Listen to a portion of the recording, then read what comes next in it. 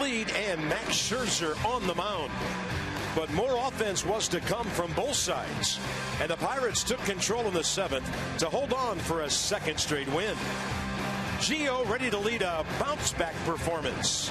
And Anthony Rendon returns from a month on the DL. It's Game 3 from the Steel City.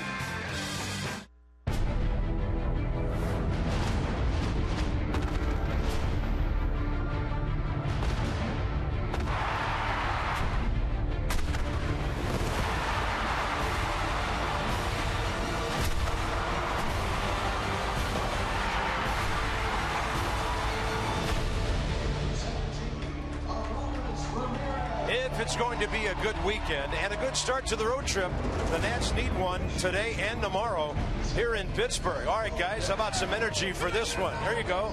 And it's Game 3. Nationals have been a little overmatched by the Pirates these first 2 games. Pittsburgh, one of the hottest teams in baseball at home.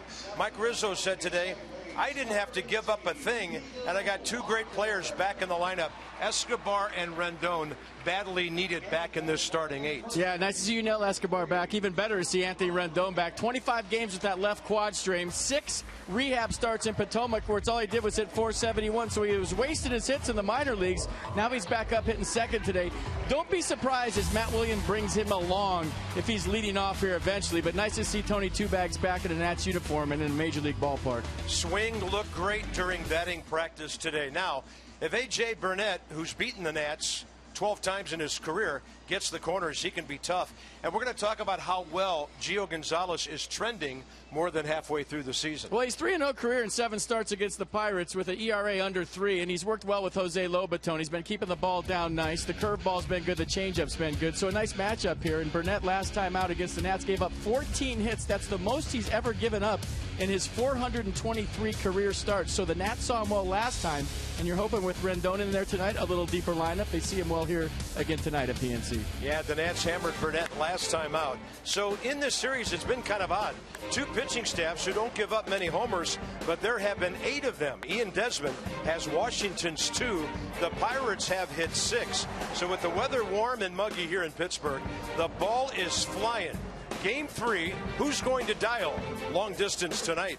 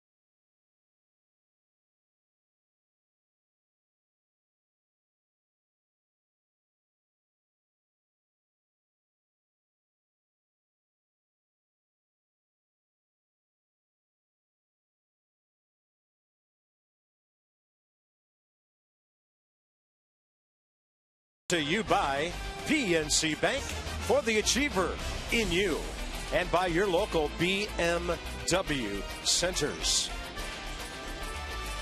What a day. Mazeroski Way, Robinson Street on the third base side. Anthony Rendon found the address. He's here. He's in the lineup. He's batting second tonight. And he told me he's looking forward to having that good sore feeling tomorrow morning after playing in a big league game, that good sore that players talk about. But he says he feels great right now. Everything working together, the swing looking good. And anybody who gets a hold of one tonight, they got a chance to leave the premises. 85 degrees. Humidity is okay. Mostly clear skies. And the ballpark here has been playing small for the last 2 nights. Nats will be taking on A.J. Burnett. And it didn't go well for him at Washington, FP. He gave up a career record 14 hits in 6 2/3. Yeah, that was the night the Pirates came in as one of the hottest teams in baseball. The Friday night game that Joe Ross won 4-1. And 423 career starts for A.J. Burnett. That's the most hits he's ever given up, 14 to the Nats. So they saw him well then. We'll see how it goes tonight. But even Joe Ross, I believe, got his first major league hit against A.J. Burnett. It was raining hits at Nats Park, and the Nats with Anthony Rendon in there tonight are hoping the same applies right now. Yeah, that's a 17-year career you're talking about. Nats have scored 4 runs or more 15 times on the road this season. Clint Robinson, last 11 games, he's hot. And if you go back 36 games, he's hitting almost 290. So very good consistency by the 30-year-old rookie. 5+ wins against the Expos and the Nats. A.J. Burnett, 12-6 overall with a 3.23 ERA. 24 games, 23 starts against the Montreal Washington franchise. Pirates ERA for the ball club just got over 3 runs a game. 3.01, still the second best in all of baseball. And when we tell you 7:05 start here, it evidently is more of a suggestion than it is a destination, because we've gotten underway about 7:08 the last couple of nights. And look at the park. You think anybody out there cares it's a 7:05 start? I mean, the scene here at PNC today, I mean, the day just gorgeous. Boats everywhere tailgating in the river. And just an amazing atmosphere here today before the game, playoff style. When you talk about all the Nats fans, tons of Nats fans here tonight compared to last night. And everybody having a good time on a perfect night for baseball here in Pittsburgh. So Burnett's glove picks up the ball. We're ready to roll. The Nationals are 10th in the league in batting average, 5th in runs, 4th in home runs. So Rendon's back in the number 2 spot. Yunel Escobar still, despite time missed, just out of the top 10 in the league in hits with 104, 28 multi-hit games, and that's just out of the top 10 as well. So Dendecker gets a start in left field again. Ian Desmond's red hot. He's got 3 hits, couple of home runs in this series, and here's Burnett. Yeah, 2-seam fastball average in 91. He'll try to front hip it to lefties, backdoor it to righties. He's got a slower curveball and a harder curveball. One starts 12-6, the other one starts a little bit lower. Changeup doesn't throw it very often. In his 20th start of the year, you see the record. So a first-time All-Star at this stage in his career, A.J. Burnett. So the defense for the Pirates behind A.J. tonight. Marte, McCutchen, Polanco the outfield. Gung, Ramirez left side. Walker, Rodriguez right side. And Francisco Cervelli behind the plate. Aramis Ramirez obtained from Milwaukee. He becomes a Pirate again. That trade was made a couple of days ago. He's in the lineup tonight for the first time. Aramis started his career here in Pittsburgh in '98, was here through the '03 season. And by the way, a footnote on him, 375 home runs as a third baseman. He passed Craig Nettles and Adrian Beltre this year. Actually, he's trailing Beltre because he's still playing. Top 5 all time. They got him for a minor league pitcher, right-hander Jonathan Barrios. So with Josh Harrison hurt and Jordy Mercer hurt at short, Pirates brought in Ramirez. They DFA'd Brent Morrell today, who was out of options. So they really couldn't send him down. Tough league. Did the game-winning hit and you DFA'd the next day. How about that? It's a business, isn't it? And Ramirez was 19 years old when he debuted as a Pirate in 1998. Almost at 7:10 will throw first pitch, which is outside to Michael A. Taylor. 17-year veteran, the crew chief Ted Barrett has the plate. And who has the plate was a topic of discussion around the batting cage today, because if an umpire gives A.J. Burnett some inches off of the corners, that's when he is at his very best. He's got to throw it over the plate. Well, you saw what happened in D.C. As is every pitcher. Well, if I'm getting 4 or 5 inches, I'm a pitcher. I'm going to be at my best. Well, I'm just telling you what the coaches were talking about. He knows how to use it, is what they're saying. Yep, veteran guy, been around for a long time at the age of 38, and maybe a telltale ball 2 call right there. Heard some squawking from the Pirates dugout. Was that a parrot? Nice. Right center, Michael A. Taylor. Second hit of the series. Came into that at bat, 1 for 10. Well, I think that's how you have to approach A.J. Burnett. And when you give up 14 hits to a ball club and the game starts like this, all of a sudden, I don't care how much experience you have, you're starting to have flashbacks. You're wondering, do these guys know something about what's coming? There goes a no-hitter, Michael Taylor breaking it up early. But I guarantee you that thought process is going through his head right now. Like, how do I get these guys out? Am I tipping my pitches? Do they know what's coming? Quite a reaction a moment ago when Anthony Rendon was announced. In his last 13 games before he went back on the DL, he was hitting .340. 20 hits overall on the season. He'll look at one in there. There's another reason why Anthony Rendon may have returned tonight. Along with being physically ready, 8 for 19 career. 3 home runs against A.J. Burnett.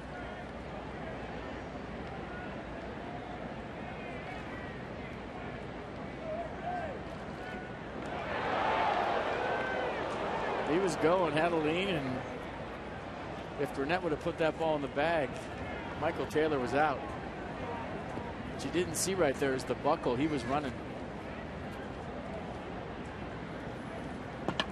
Anthony Rendon was in the lineup that night when the Nats beat Burnett and the Pirates. That throw gets away over by the auxiliary scoreboard, and it disappears over there.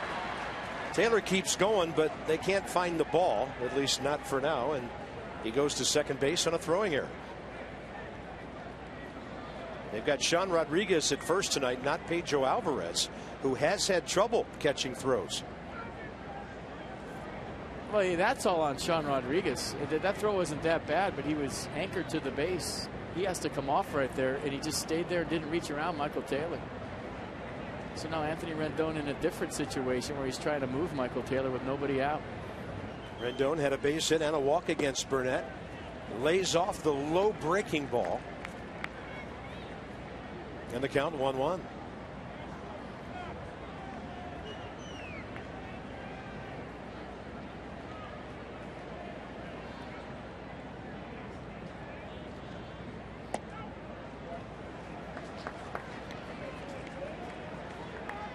So Rendon 20 for 69 in 18 games.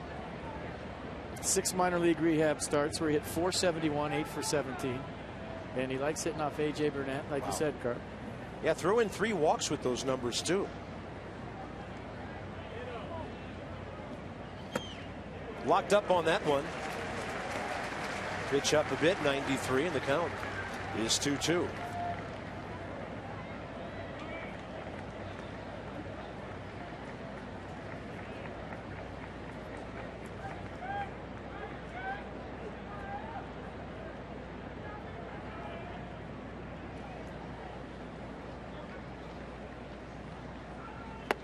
Got him with the low breaking ball. Upstairs for strike 2, down for the strikeout. It's kind of the shorter breaking ball I was talking about, the 2-strike wipeout pitch. See, he has one that starts about eye high and breaks down, and then the one that starts belt high is the one he uses for the put away pitch. And will A.J. Burnett pitch to Bryce Harper with first base open here, 1 out in the first? Carefully, I'm guessing, if at all. Rice not in the lineup for that game when Burnett pitched.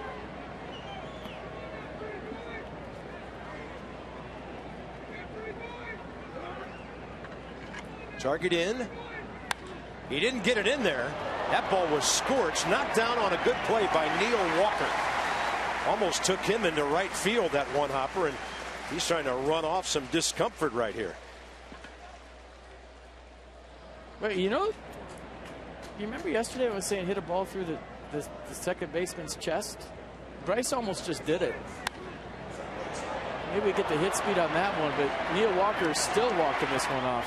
He was hopping around after.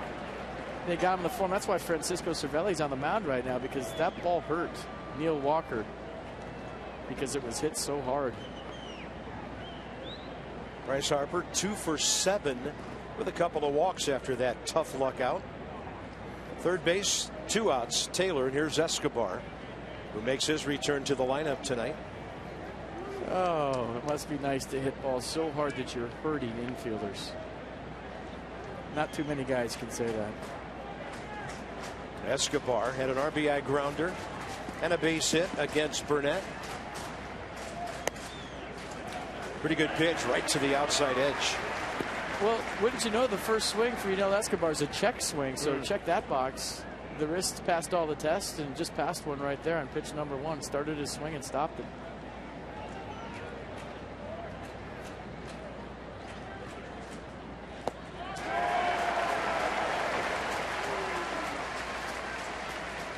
Hit speed on Bryce Harper, 108. That's got to be top 10 of the year for the Nats.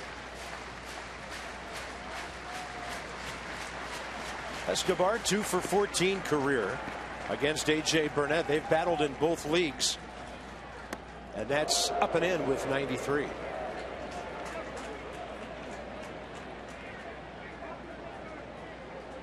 That was a purpose pitch to keep Yunel Escobar from diving out across the plate. And you look at the hits leaders for the Nats. Yunel Escobar, numero uno, 104.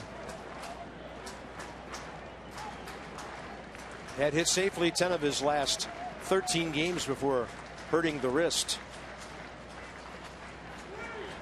Way outside, could have been a wild pitch. Great play, Francisco Cervelli.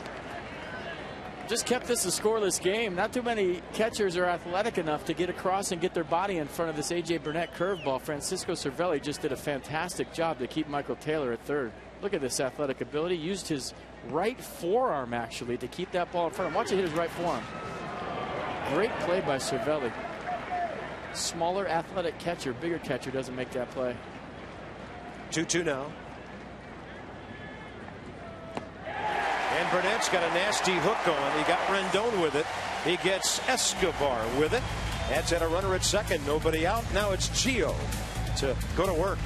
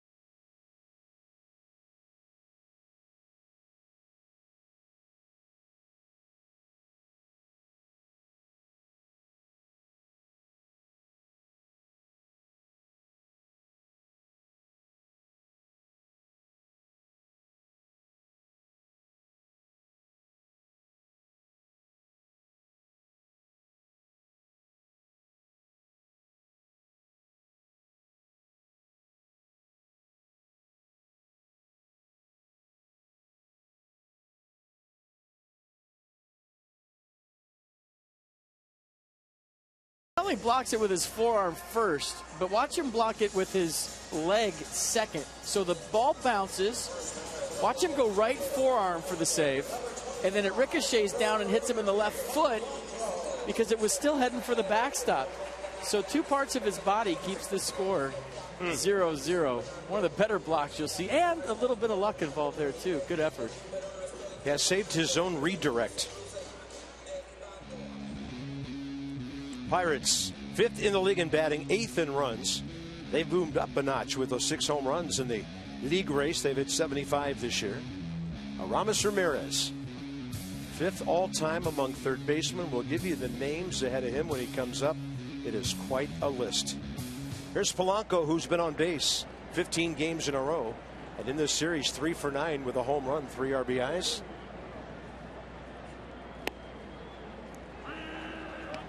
A 7-2 win for Gio's last start on the 20th against the Mets. Gave up 2 runs in 6 innings on 6 hits. Struck out 4 Mets. Fastball averaged 92 miles an hour. Opponents hitting 277 against Gio this year.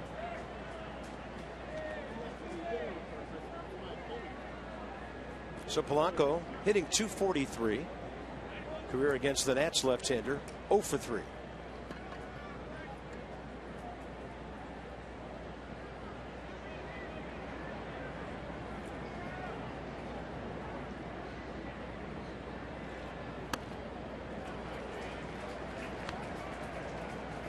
And Gio shaved his beard.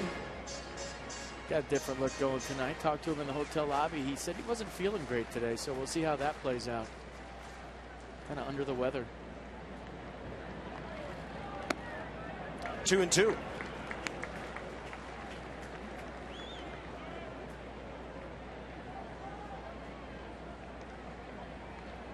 Polanco, Marte, and McCutchen, the 3 outfielders, are at the top of the lineup tonight.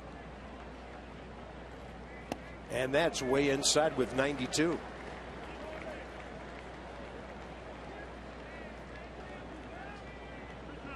Polanco will take the walks, 36 of them this year.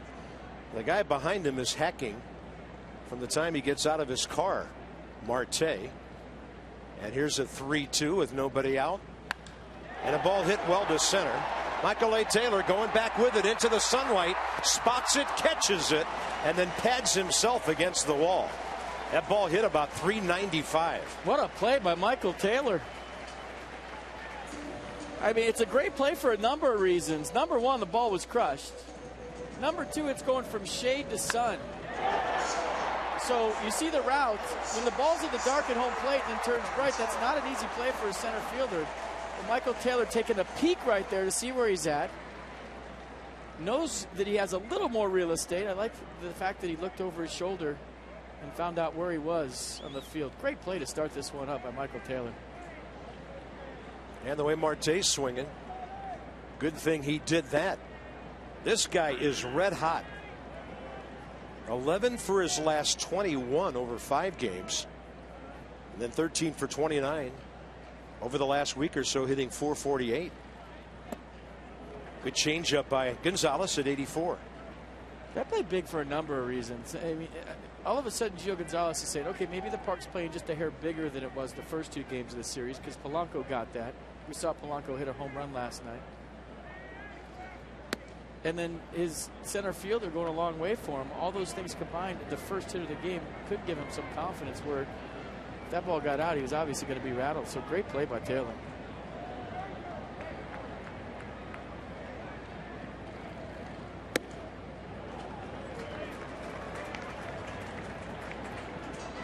Well, Marte doesn't walk much. 18 times all year. 88 strikeouts. And against Gio, he's 3 for 12 career with a home run, 2 RBIs. That's a good pitch.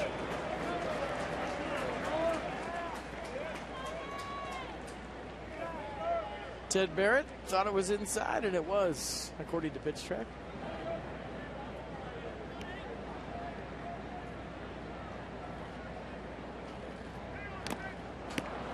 That was a changeup that he fouled. So the defense for the Nats tonight behind Gio Gonzalez, Dendecker, Taylor, Harper, your outfield, Desmond Escobar left side, Rendon, how do you say that, Carp? Rendon? There he is, Tony Tupac's playing second base, and that's good to see him back. Danny Espinosa going to be playing regularly, Matt Williams said before the game. Maybe a little first base, maybe a little left field. He's going to be in there today, just a day off. Busted bat. Gio can't get it. Here comes Rendon. Tested out at first. You'd like a little more of a routine play for your first touch, but Tony did very well right there. How about some adventure on the first two hitters of this game? First, Michael Taylor runs into the wall, goes from shade to sun, and now this one, Gio Gonzalez, look out, the bat's coming at you, the ball's coming at you, and Anthony Rendon with his first test at second base. makes a whale of a play to get the speedy Starling Marte. Okay, a couple web gems to start this one up. Nicely done. Clint Hurdle up on the top step looking back into his dugout, and he'll go back down the steps now. As Ted Barrett was out there near Gio, I guess they were making sure all the pieces of the bat were accounted for. And Marte returns to the dugout as well. So McCutchen, 2 outs, bases empty. Well, there's nothing better as a broadcaster than doing a replay and saying what a great play it is, and then they review it and change up. Yeah. And then it's like, never mind. Yeah. Everything that we just showed you. He made a great play to make that close. Yeah. Forget it. Here's McCutchen.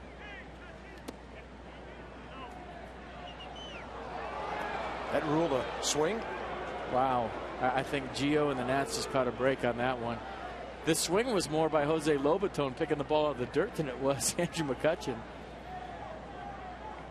Did he go? Wow. Jose Lobaton went. So 0-1 to McCutchen, 3 for 8 with a homer in this series. And then Gio goes 93 upstairs.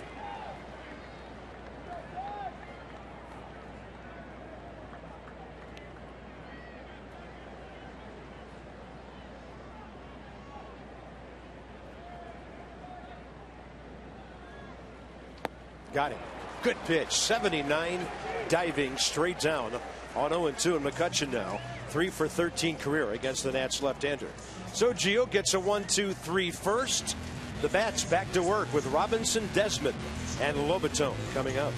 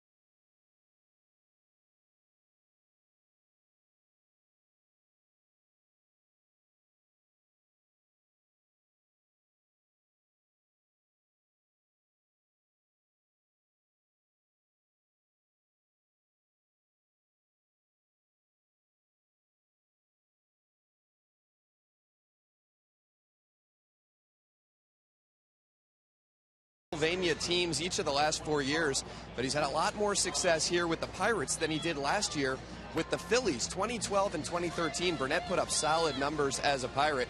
2013, a down year, or 2014 rather, a down year for him, and then he's off to a great start so far this year. I talked to Pirates coach Dave Jouse about Burnett. He said Burnett's very comfortable in his own skin as a pitcher and as a man.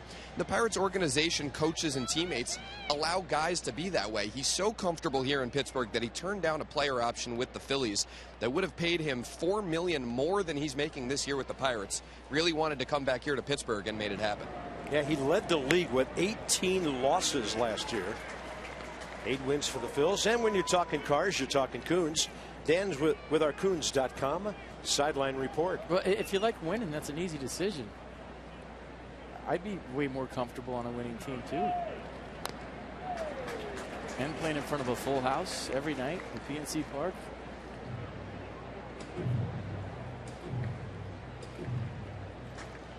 Clint Robinson, 1 for 4 with a couple of walks in this series.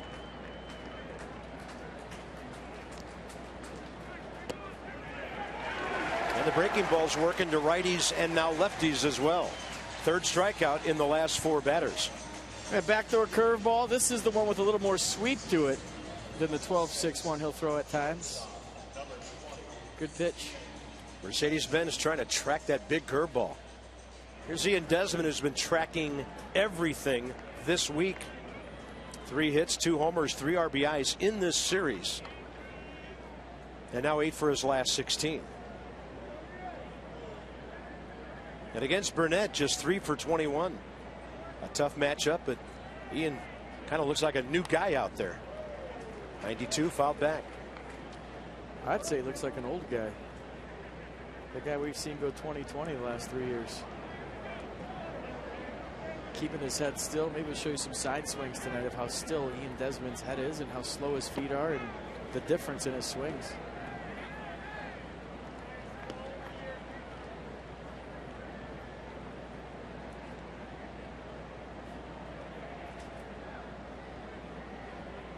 Three of his last 8 hits, home runs. Right side, he's using the ballpark, and Ian Desmond continues to hit the ball beautifully. 9 for his last 17. A pretty swing, just going with it, and watch where the pitch is, and his foot's down early, kind of inside outs it, but the head has been perfectly still. Watch, it's not moving a whole lot. I mean, it was moving about a foot. Look at it, just staying right on that line. I mean, we could draw a lot of hitters on there, and it's not going to be that still. So we talked about a frozen head last night with Ian Desmond, meaning he's keeping it perfectly still. That's how I see the baseball, and that's the difference. He's been lunging at the pitcher all year. Here's Jose Lobaton in the number 7 spot.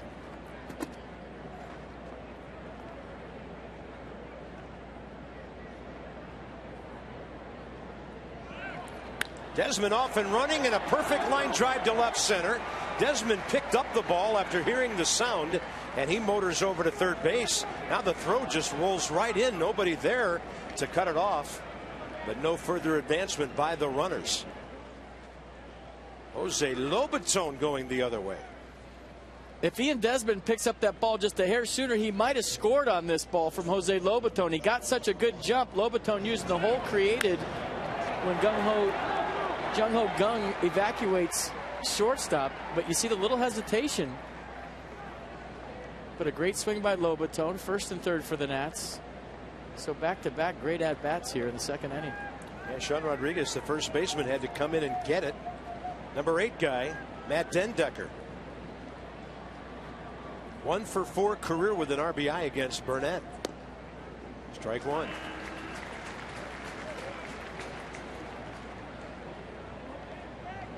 Nationals have out hit the Pirates 3-0 already.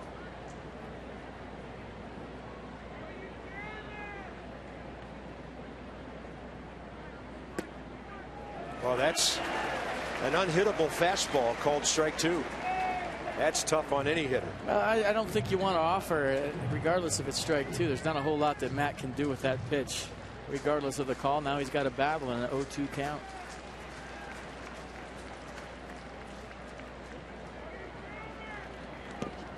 Ball gets away. That will advance both runners. A.J. Burnett didn't bother to come home to cover the plate. Ian Desmond scores. Lobaton to second. Pirates defense a little indifferent here last few minutes. Ian Desmond playing some hardball, folks. And if A.J. Burnett covers, this was going to be close. Cervelli, we already talked about how athletic he is. He pounces on this ball. And look at Burnett. Almost like he forgot there was a runner on third base. Look at him just looking at Jose Lobaton going to second. And the Nats will gladly take a 1-0 lead. Another runner in scoring position. 1-2 to Dendecker. And that's a ball fouled. The fact that he looked over his shoulder at Lobaton going to second makes me believe he forgot that Desmond was on third.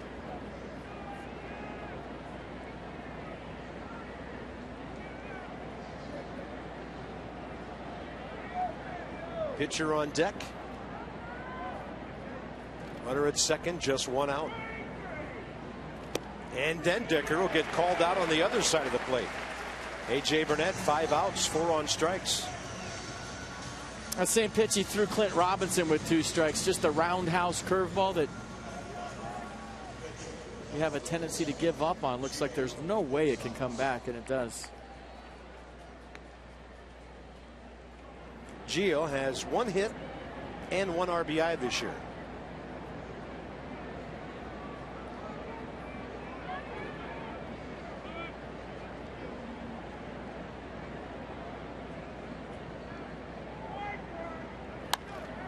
into right. Polanco right there. So the Nats get 2 hits and a wild pitch to take a 1-0 lead, top of the second.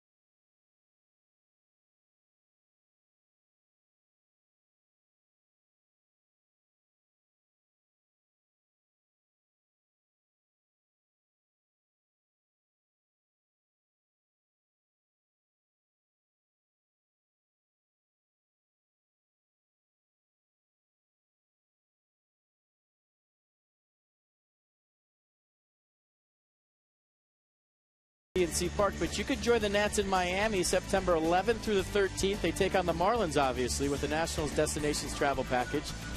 Your package includes game tickets, hotel accommodations, VIP ballpark tour, a player meet and greet. I will also throw in a personal tour of the Pinocchio Dolphins. I'll go out there with you. Visit nationals.com/destinations for details and book this trip today. We'll all go out there and visit that art thing in left center field together. Yeah, that's got to be part of the tour, right? There's so many red people here tonight. It is awesome. Way to go, Nats fans. I mean, you could hear them cheering that whole second inning when they scored the run. Inside the numbers with Jeep. By month, and I asked Steve McCaddy about this today, and he said it's the curveball. And you've talked about this, Pete, throwing the curveball more. And McCaddy said he doesn't have to get a strike with it all the time. He doesn't have to get an out with it all the time. But it's an extra pitch that's planted in the mind of the hitter that makes Gio more effective, and now he's doing all that. Well, it's his best pitch, and that's why Mike Rizzo got him over here in D.C., because he had one of the best left-handed curveballs in the game. And I think got away from it last year because of the arm soreness, because it takes a lot of torque to throw that curveball. But this year, as you see it right there, it's been as good as it was when he won 21 games. And Gio's going to give a moment for Aramis Ramirez, who's getting a pretty good standing ovation by the folks here in Pittsburgh upon his return. For the Brewers, 11 homers, 42 RBIs. Hitting .247 this year. Goes up and hits the first pitch pretty well, but there's no sun out there now, and Michael A. Taylor saw that one all the way. 4 straight for Gio to start the game. It's a bad trade. He hasn't got a hit as a Pirate yet. Well, nice contact. This time around. Number 5 all time for home runs hit as a third baseman. We'll give you that list a little later. I bet some of you can guess. I would say at least 3 of them that are ahead of him. One may not be so obvious just because of time. Here's Jung Ho Gung, the shortstop. He's had a good series, 4 for 8. He was 0 for 3 with a couple of strikeouts against Gio earlier. He would have my Rookie of the Year vote if I had one. Just saying, what I've seen in the 5+ games the Nats have played the Pirates, this guy's a good baseball player. Defensively, offensively, base running, any part of his game. That's another hit. Bendecker over to cut it off. He'll have to be quick. And a good play by Matt to keep Gung to a single. The Nats can't stop him. 5 out of 9 in this series, and now a 7-game hitting streak. By the way, that'll make him right at the top of the league in batting average with Yasmani Tomas at .302. Pretty good swing once again. We talk about how hot a hitter he is. Nice play by Matt Dendecker. If the Nats end up winning this game by a run, circle that play because that had double written all over it. He hustled over. Perfect throw to Anthony Rendon. Nice play. Here's Cervelli, and he's had a great series, 4 for 8. 5 for 12 during a short 3-game hitting streak. With the Pirates, man, they come home and their bats come alive. They have the second best home record in the majors at 34-16. St. Louis is at 35-12. So when you're on the road and you have a tough road trip, there's nothing better as a ball club than coming home to your home ballpark and your fans. Because when you're on the road, you're getting ragged on the whole time. Everyone's getting on you. And then you feed off the energy when you come home. You get into more of a routine, so it makes sense. This is a different ball club than we saw at Nats Park. Oh, yeah. And I think it's because of PNC. The fans here are incredible. They're into the game, and they're feeding off their energy.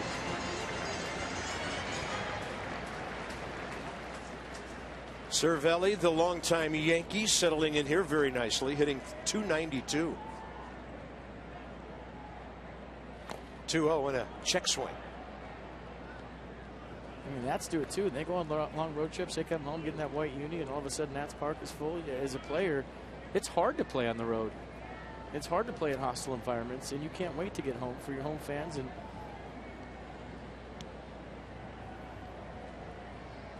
nothing like seeing your own mascot. Huh? yeah, the wheels are turning right now. I got nothing.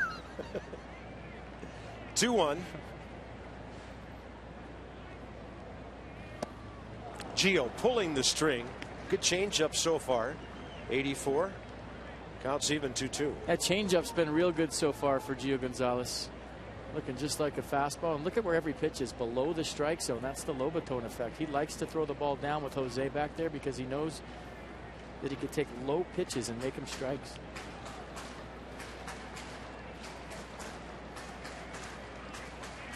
Infield looking for a ground ball here. Did he go? That was close to a swing.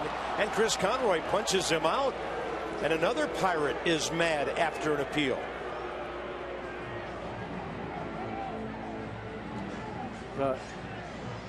Don't even sneeze with Chris Conroy first. He's ringing everybody up. And he didn't go either. That one was a little closer than Andrew McCutcheon's, and that one was strike 3. Wow. He must be going to Permane Brothers after this game or something. I mean, he wants to go home.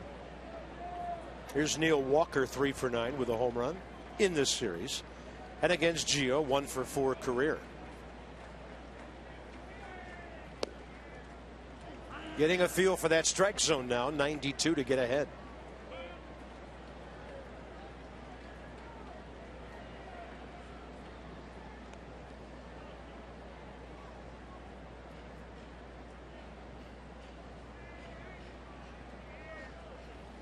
Then he brings the curveball in from outside. Nissan will track it. Well, I always think it's so important for him to throw that pitch as a strike early in the count. Now you don't have to late. And the reason why is you see the rotation as a hitter, you got to swing. You can't wait around. It's one of the better curveballs from a left-hander in baseball. And there's no time to wait once he establishes it in the strike zone. 0-2 and a pop-up right side. This will be close. Clint Robinson eyeing it. Help from Rendon, who calls him off because Anthony had a better angle. So Anthony Rendon, couple of good plays to get his defensive evening started. For the Nats in the top of the third, Michael A. Taylor. A base hit already.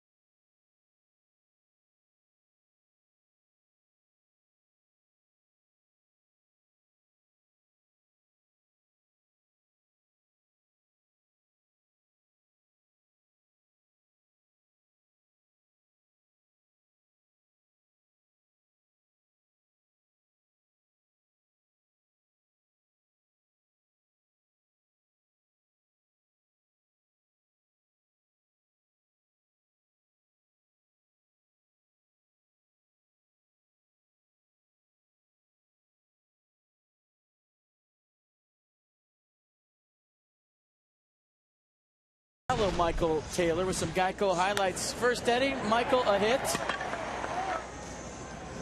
And then how about some speed from Michael A. Taylor? And how about Michael a catch? Going from the shade to the sun. I'll tell you what, that plays so much harder than he made it look. When you have sunglasses on, you're staying in the sun, you're looking into the hitters in the shade. It's hard to see the baseball, and then it goes into the sun like that. What a play. Top of the third, top of the order. Target away. And Burnett missed up and in, ball one. Somewhere around the country, our good friend Matt Vasgersian is smiling right now. Yeah, he calls him Michael a Taylor. Michael a Taylor. It's hilarious every time he says it. On the MLB Network. Yes. Well done, Matt. Breaking ball, blown away. Hey, when they're talking about our center fielder, that's a good thing. Done a great job. They should be. Lot to talk about. 3 for 4 career against A.J. Burnett, by the way. Looks that one all the way to the outside edge. 1 ball, 2 strikes.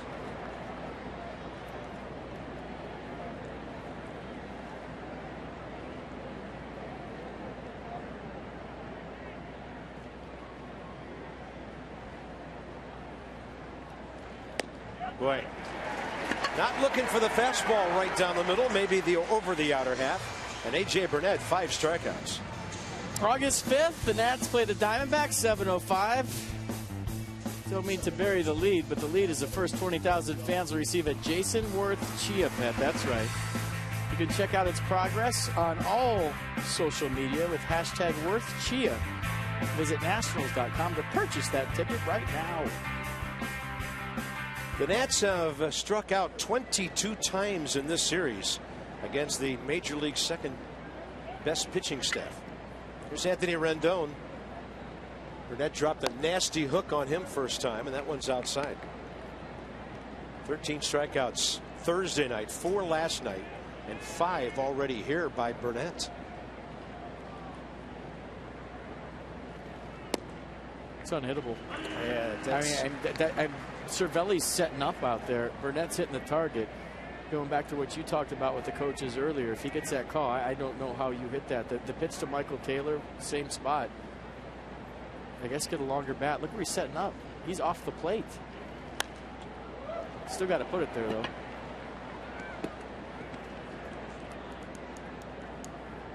Yeah, McCaddy kind of compared him to Aaron Harang when the Nats face him. Same kind of thing. Guy who knows how to use that extra inches off the plate. Burnett probably better stuff than Harang, but veteran guys who know how to take advantage of a few inches on either side. And Anthony reaching to foul that one to stay alive.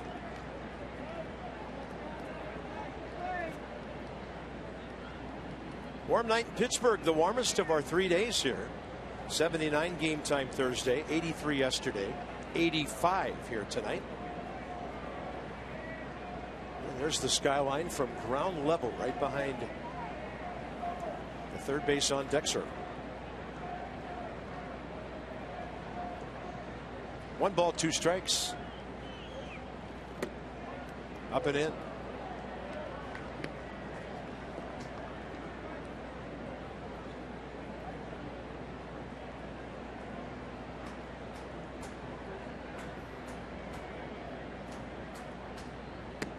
Again, I mean, the strike zone's so generous. Cervelli catching pitches up and in, but he's trying to just leave the glove reel still up there in case.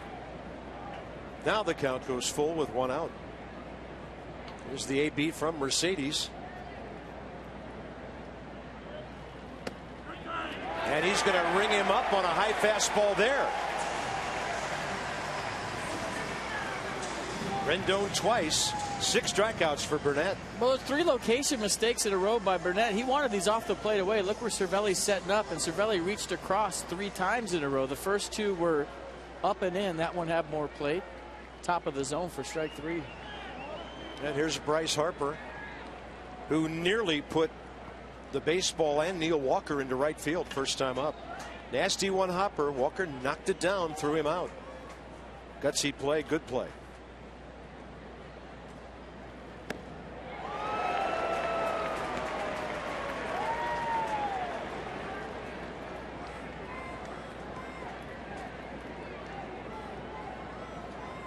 Bryce 5 for 20 career against A.J. Burnett.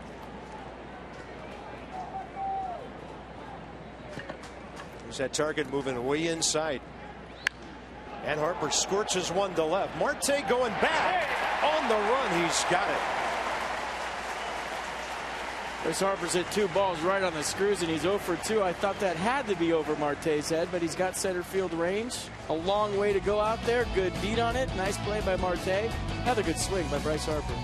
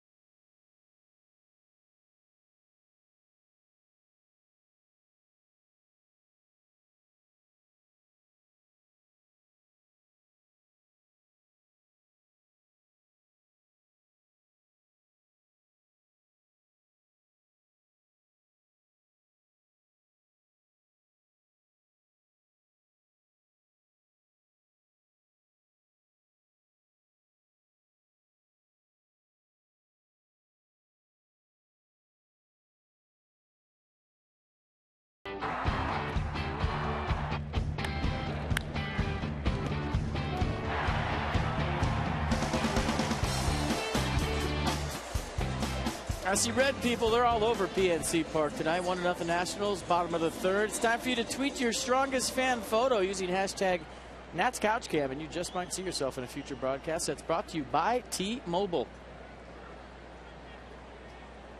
Bottom of the third. Gio, 28 pitches, 19 strikes so far. Here's Sean Rodriguez. Goes up swinging. He's another guy who doesn't take walks. He's in there to hack. 1 pitch, 1 out. Desmond takes care of that. That'll bring in A.J. Burnett, who has 5 hits, including a home run this year.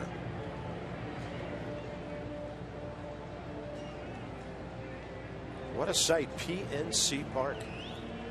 For the baseball fan in you. His homer this year, just 2 weeks ago against John Lackey. He hit his first big league home run back in 2000 against Rick Ankiel.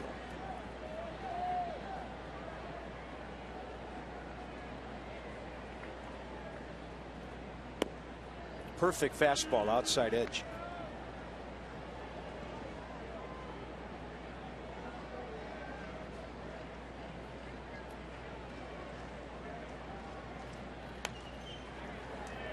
Gio told me he messed up his beard and had to shave it. How do you do that? I think anybody that's had a beard knows what he's talking about. And he said he can't wait for it to grow back. A little unbalanced on one side. You go to trim it and you gouge it or something that's uneven, and then you end up just shaving the whole darn thing off. Big breaking ball, and Gio Gonzalez works his way through the lineup first time, giving up just 1 hit. Yeah, beardless Gio doing a nice job. Toyota Case for Kids. The Washington Toyota dealers want to help children and their families by making a donation of $37 to the Children's Inn at NIH for every strikeout by a Nationals pitcher this year.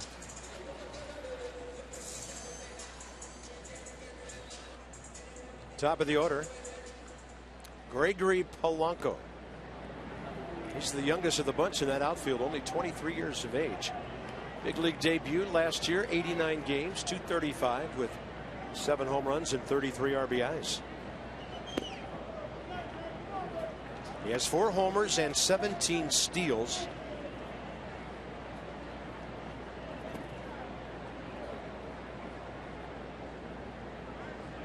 Trying to get something out of that left eye.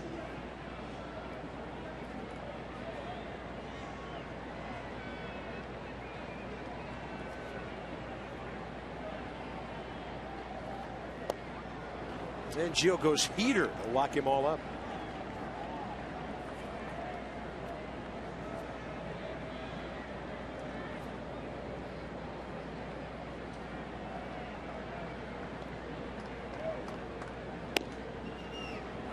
Great command right there. Dart in the spot, 94 velocity plus command on strike 2.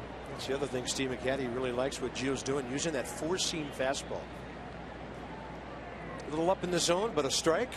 Then he goes higher and further out. 2 balls, 2 strikes. Likes what he sees tonight.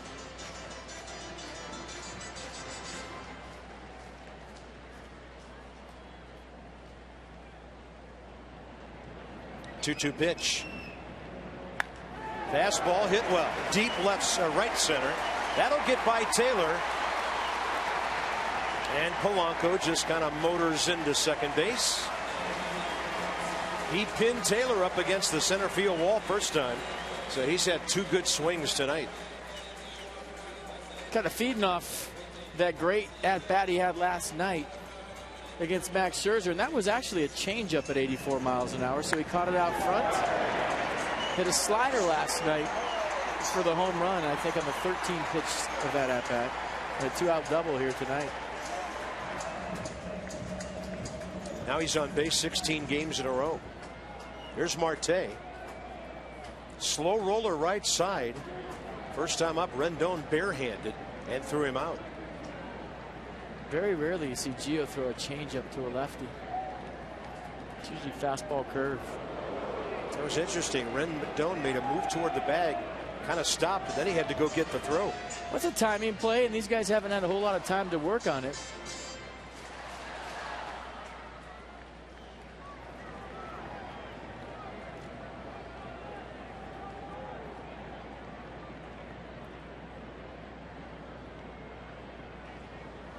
I like what Clint Robinson said today. He did a Q&A with some Nats fans here on the trip. And they asked him, you know, the bench has done so good this year. What do you guys call yourselves? Like the Goon Squad did in 2012. Yeah. He said, well, we call ourselves regulars because the guys have missed so much time. I thought that was as clever as can be.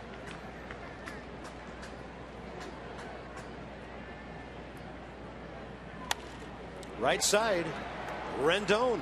That'll do it for the Pirates. So McCutchen will have to lead off the 4th inning. 3 good innings by Gio. 2 hits, 3 strikeouts. Great real works on the duo. It'll be Yunel Escobar back in the lineup, out about a half week, and hitting .321, 5th in the league coming into this one.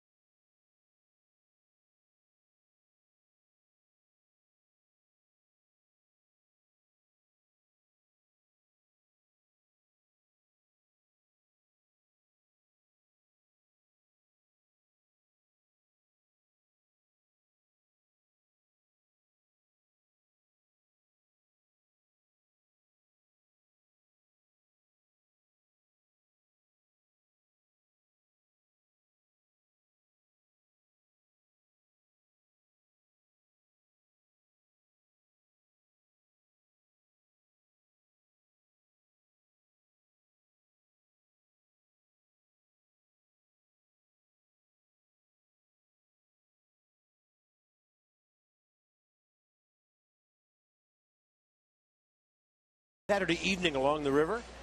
Some two-person kayak action under the Roberto Clemente Bridge. There's sharks in that river. And the Amasson yacht goes cruising by. Great white sharks. A.J. Burnett has had a few called thirds tonight. And he's running back the fastball to righties. He's backdooring the curveball to lefties, and that one just missed its spot. Looked like Rendon might have been looking away, feeling the catcher setting up outside, and the ball came back down the middle.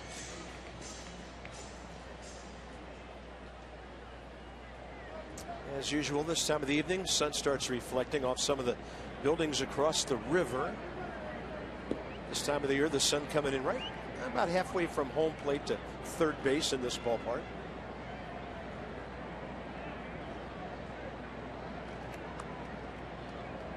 Sometimes it's funny, we'll shoot our pitcher, either pitcher, from that low camera angle on third base, and it indeed looks like he's pitching downtown.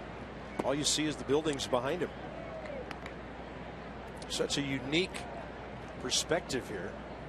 Yeah, I don't think that affects the hitter, but like I said, we're a lot higher than they are, and I think that batting eye is about as high as you can see when you're in the batter's box.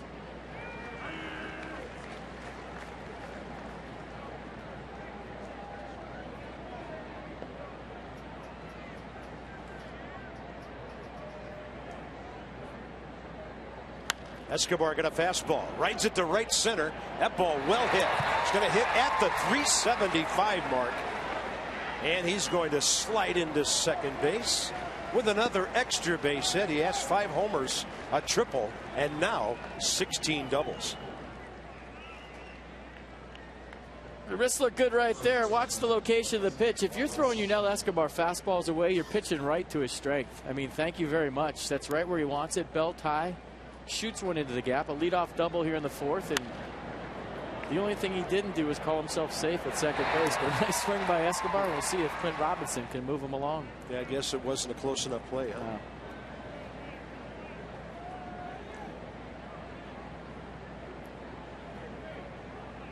That hits him. Looked like a hard diving breaking ball right in at his front spikes. First and second, nobody out. Well, you think it's not a fastball, it doesn't hurt. That's wrong. Sometimes the off speed can hurt just as much because it's spinning and stays there for a second, but it got him right in the heel. And you know, A.J. Burnett will do that every once in a while. Just hang on to pitches too long and hit lefties. Here's Ian Desmond. American Standard, who's hot, who's not. Ian Desmond, the last 5 games in fuego. That's plus tonight's hit, 9 for his last 17. 3 home runs, 5 RBI. And we showed you the still head last time up. Celebrate the season with the American Standard All-Star Sales Event. Visit MidAtlanticComfort.com for amazing rebate and financing opportunities.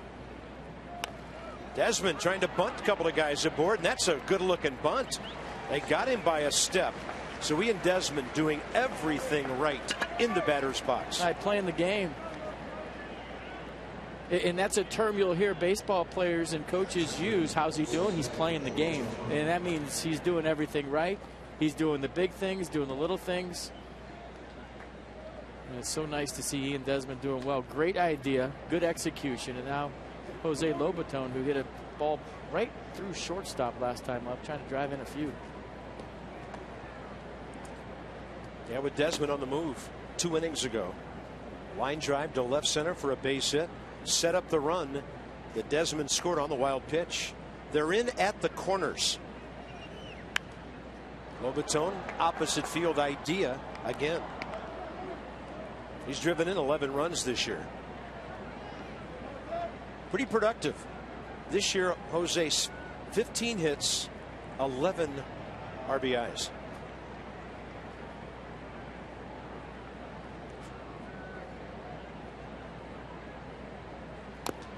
The stat, though, that kind of means everything for a guy like him. Since the start of last year, the Nationals are 48-31 when he's the starting catcher. 17 games over 500. They're doing a great job of handling Gio these days.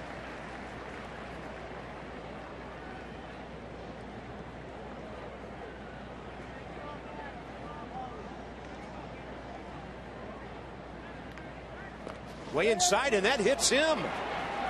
It's a dead ball. The other runners have to stay at their bases, and the bases will be loaded for Matt den Dekker.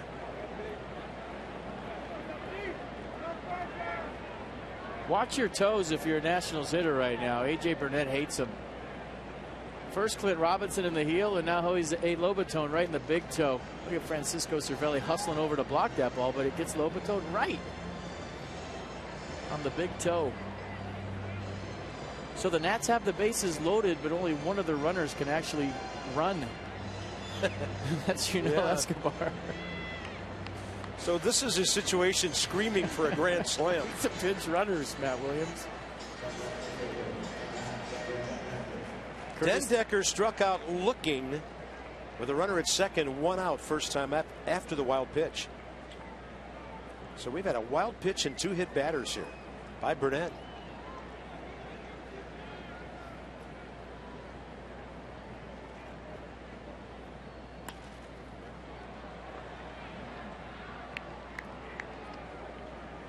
Nats with a chance here in the 4th inning to grab control of this game the way Gio's pitching. 50 pitches already. He's due.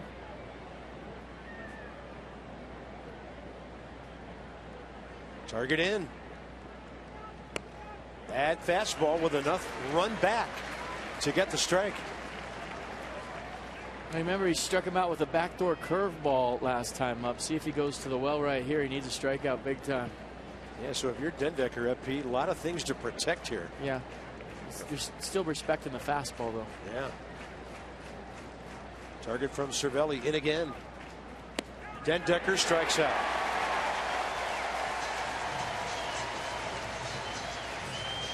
Two outs. It's up to Gio. Oh, he started off the plate in and brought it right back to the corner, 93 miles an hour. You see where the sequence was, a 3-pitch see-ya, everything on the inner half. And I think Matt den Dekker might have been thinking about that curveball.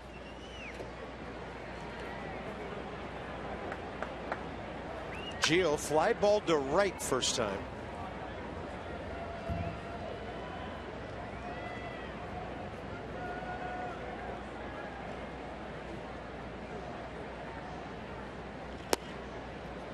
Paint.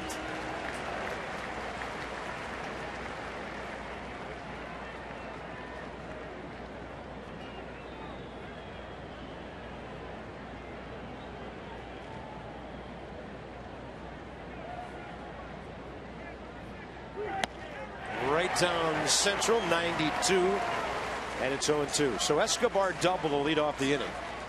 Robinson hit by a pitch. Desmond moved him ahead. They had to stay when Lobaton got hit. So A.J. Burnett a whisker away from being out of the inning, but Gio has at least a hack left. You remember stay alive last night when Polanco went deep on the slider and Neil Walker followed and he sat on a fastball off Max Scherzer? It's a veteran guy paying attention on deck. Right there, Matt den Dekker watched two left-handers get hit by the curveball. There's no way that A.J. Burnett had confidence to throw his curveball that whole at-bat. He went all fastballs to den Dekker because of his lack of command with the curveball. They were just well placed where den Dekker really couldn't pull the trigger on the inner half. He wasn't throwing that curveball again. Gio up the middle, off the pitcher. That's a base hit. The Nats lead 2-0. Second hit, second RBI of the year.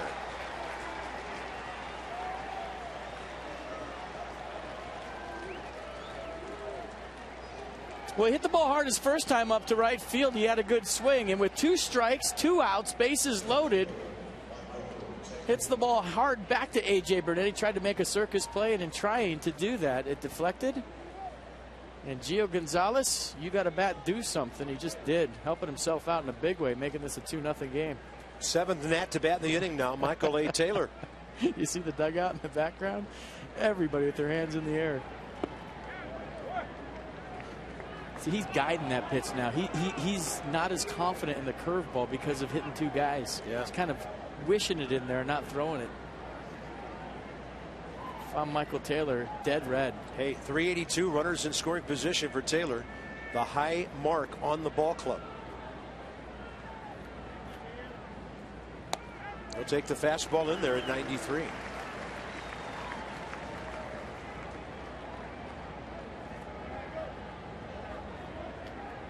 One career grand slam. Great hitter on deck.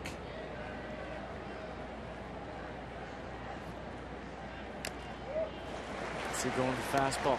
We talked to Manny Machado about this when the Nats were playing the O's, and the difference between he is a young player now, he still is, but he's got some years under his belt, paying attention to the game.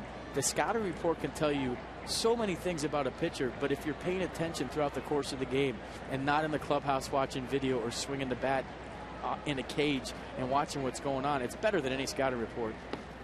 Because right now, if you're paying attention to the game, A.J. Burnett is having trouble throwing his curveball anywhere near the strike zone.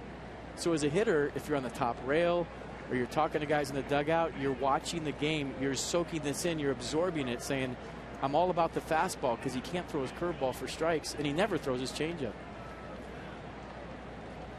You went curveball on that one. It's 2-2. Taylor gets a front door breaking ball, base hit. They're going to try to score 2 runners here.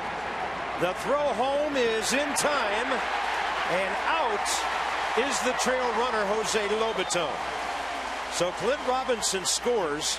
Marte gets his 8th outfield assist of the year, one of the highest numbers in the National League. But the Nats lead 3-0. How clutch is Michael Taylor? You can make the argument that he's the most clutch hitter on the team. Great throw by Marte, but the Nats take a 3-0 lead.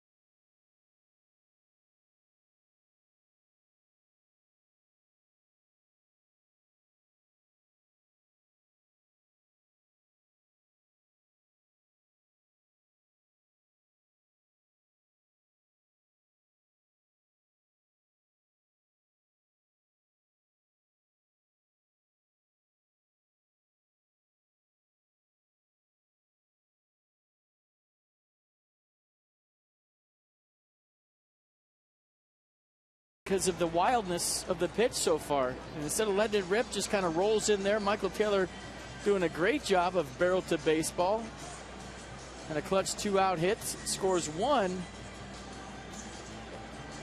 And maybe the wounded Jose Lobaton after getting hit in the toe by a pitch, that was a difference. Pretty good effort on the slide, though. I think Francisco Cervelli did everything right there. He wasn't blocking the plate. He was up in front of it, got the throw, and dove back to get Lobaton. And Gio Gonzalez with help from his bat and that of Michael A. Taylor. A 3-0 lead now, bottom of the 4th coming up. It'll be McCutchen, Ramirez, and Gung. So here's the hoped-for shutdown inning for the Nats, and it won't be easy.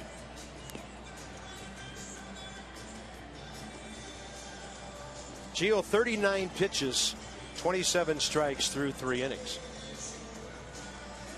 Struck out McCutchen on 3 pitches, first time up.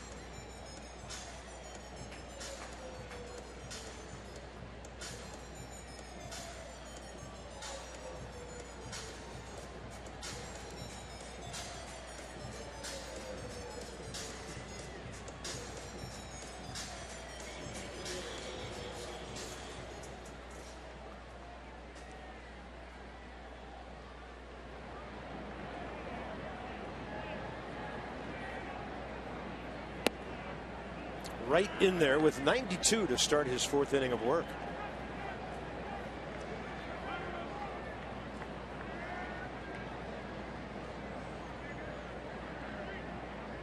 And with Lobaton shifting inside, pitch got some of the plate. McCutchen out ahead. Funny, McCutchen over the years, 23rd game now against the Nats in this ballpark, hitting around 380, 31 for 82. I don't remember the Nats getting him out 51 times. It's just crazy what he's done here. That's a good 0-2 pitch. On the appeal, no swing. What? Chris Conroy didn't ring somebody up tonight? He got McCutchen the first time on a check swing, didn't get him there. And then he got Cervelli. That's right in there. Right-handed batter frozen by a changeup that was near the inside corner. What a pitch. Well, that's a good pitch by Gio Gonzalez. You see the frame by Jose Lobaton, and he very rarely throws a changeup to lefties, predominantly to righties, and you see McCutchen just locked up right there by the inside changeup, which I think more pitchers should do. Your eyes tell you fastball when you see a ball in. You rarely think changeup, but so many pitchers in the minor leagues, I know the Nationals don't do this, they teach their pitchers to throw changeups in, but you predominantly throw it away your whole career and never in. And the reason you don't throw it in, Carp, is because you're worried that it's going to drift back over the plate and get hit out of the ballpark. But it's hard to pull the trigger on a changeup in. It really is. Well, we just saw that. Now a couple of fastballs to Ramirez. Then Gio tried to nip that outside corner. And if you do pull the trigger, you think it's a fastball, you're way out in front.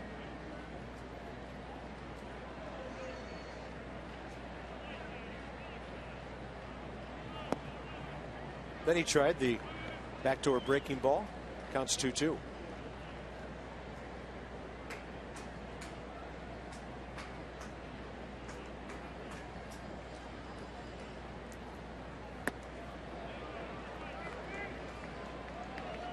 That was not even close. Ball 3. Ramirez trailing only Mike Schmidt, Eddie Matthews, maybe the one that wasn't that obvious, Chipper Jones, and the still active and slugging Adrian Beltre on the all-time home run list for third baseman. That ball's going to flirt with the wall, but Michael A. Taylor will just pull it in on the other side of the 399 mark. This kid's playing some ball tonight. So it's still not a good trade. I mean, he's hit 2 balls right on the nose tonight to center field, and Michael Taylor's gone a long way for both. And Ramirez is thinking, in Milwaukee, this is a home run, because it is. At PNC Park, the ball's been jumping the first 2 games, but it's playing a little bit bigger here on Saturday night. And another great play by Michael A. Taylor. And he's talking to himself maybe about the location of the pitch. But he's got some defense behind him. Let him swing it. Ball inside. Ted Barrett shouts at the Nats dugout. Jung Ho Gung, the hitter. Base hit to left first time. Strike over the plate. 1-1. Using that changeup effectively.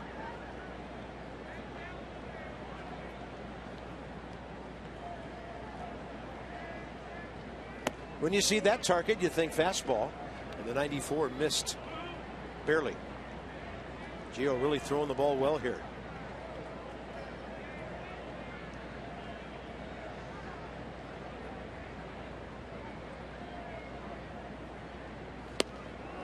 What an off-speed pitch that is.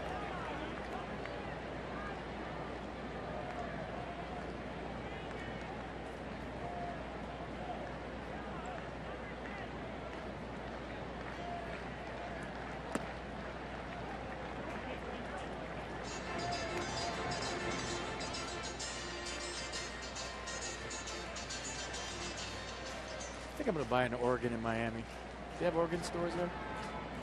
I would think so. 3-2. And a pop fly right side, foul ground. Clint Robinson stalking it. He's got it near the barrier. So we go to the top of the 5th inning. Gio shining on a Saturday night. Rendon about to lead off.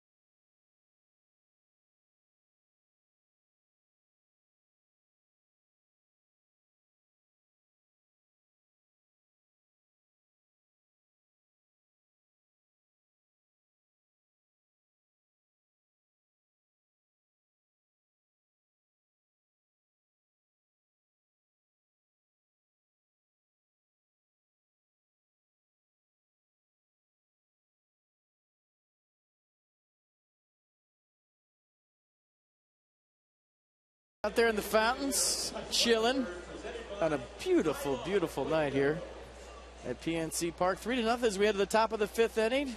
Nats playing some good baseball here tonight. You want some good music? Zach Brown Band at Nats Park Friday, August 14th. Wish we were there. I think we're in Los Angeles playing the Dodgers. Don't miss the only DC show on their Jekyll and Hyde tour. Great seats still available. Get your tickets today at nationals.com/Zach Brown Band. That's going to be a good one. Well, the Nats have out-hit the Pirates 6-2. Gio has thrown 55 pitches, 36 strikes in 4 innings. And here's Anthony Rendon, 2-3-4 for the Nationals, top of the 5th inning. He's had 2 looks now at about everything Burnett has. So he goes up hacking and bounces one behind Bob Henley. Foul down the left field side. August 14th, we're in San Francisco.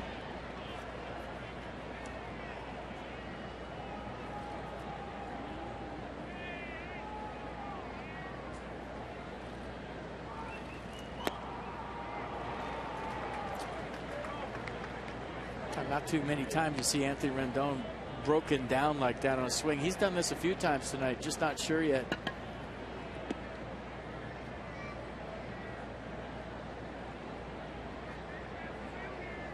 Now the 0-2. And Burnett gave him some plate there. That ball popped over right side and about 5 rows in. Just a reminder, as you enjoy a cold one on this Saturday night, to look forward to Miller time later in tonight's game. That's brought to you by Miller Lite.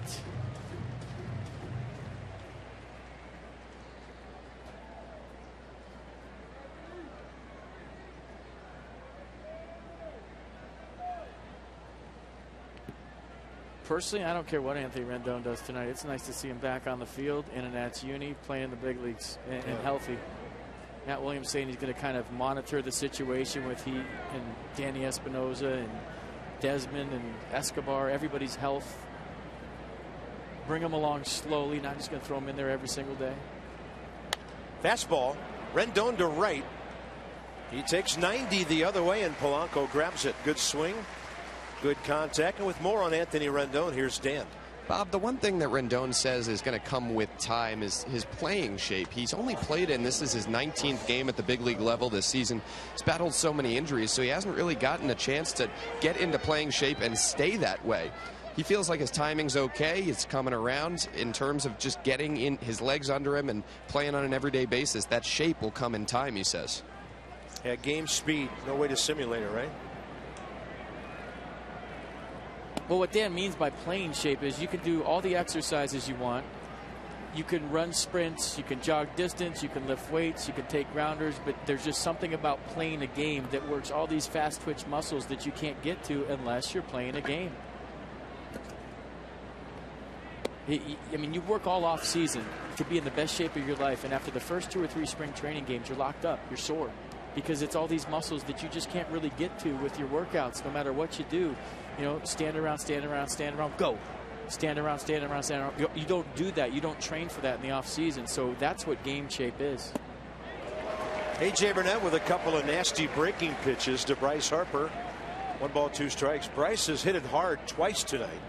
A 1 hopper to Walker at second and a line drive to Marte in left. In the series, 2 for 8 with 2 walks. PNC Park, the only place where he has not hit a home run in which he's played. He's looked great both times up tonight against A.J. Burnett. 2 bolts. I always thought wearing your cleats around just everywhere in the offseason would help you get in game shape. It's like to the grocery store, yeah, to the mall. Wood floors at home. Jog down the street with them on. Target in, 2-2. Harper gashes one to left center. See you off the wall. I thought he had it. We want him to hit one so bad at PNC Park, but it stays in the yard, and it just didn't get high enough. Oh, he has hit the ball in the nose 3 times tonight. I'm with you, partner. I thought that ball was in the bullpen, and so did Bryce. He watched it for just a second, and to the deepest part, or one of the deepest parts of Ball stays in the park, but he's seen A.J. Burnett as good as anybody tonight. third line drive. This time he has something to show for it. So we talked about the 14 hits the Nats got off Burnett last time. It's only the 5th inning. They got 7 already here. It was interesting. Andrew McCutchen kind of turned around and watched it. And then as it hit the wall, he went after it. And the Nats have another extra base hit. Escobar a double last inning. And here's Unell, who went to right center his last time up. How about right field this time? Harper couldn't be running full speed off the contact. So he stops at third. And the Nats, a bunch of hits again. This is 5th inning and 8 hits against A.J. Burnett. He has not been a mystery to them this year. And Rendon hit a bullet his last at bat. So 3 seeds here in the 5th. And if you missed it in the beginning of the game, we had the stat. He gave up 14 hits against the Nats in his last start. That's the most he's ever given up in 423 career starts. 14 hits. Yeah. And the Nats are on their way here again tonight off Burnett. First and third, first order of business, getting Bryce Harper home for Clint Robinson. Hit by a pitch last time. Time given. You know, that was a great story you told about what Clint said to the fans today. We're regulars. That's what we call ourselves. He was one of the guy a couple of weeks ago that really bristled when a couple of writers wrote AAA lineup or Grapefruit League lineup in their publications or on their websites. And he did not like that at all. He said, we are major leaguers. And he's hitting like one right now. 4-0 Nationals. And for Robinson, his 18th RBI. Well, as bench guys, you should bristle when people say that, because they're in the big leagues. They're big league players. And it's a first place ball club with a lot of guys hurt. So you should have a chip on your shoulder if you're Clint Robinson, because he's been as productive as any national player this year. 9 hits. And this is a guy who played in the minor leagues for over 8 years, thirsting for a big league opportunity. And he has more than proven that he belongs here. Now Ian Desmond, another hot hitter, is next. So for Clint Robinson, that's his 15th RBI in his last 37 games. And he has also scored 23 runs.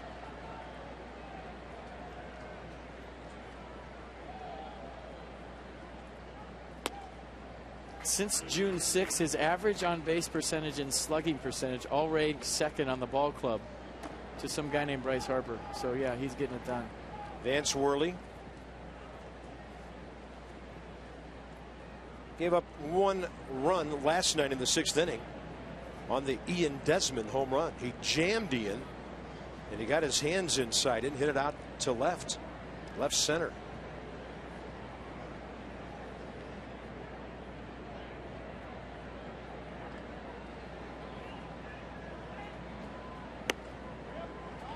And the front door breaking ball gets a strike.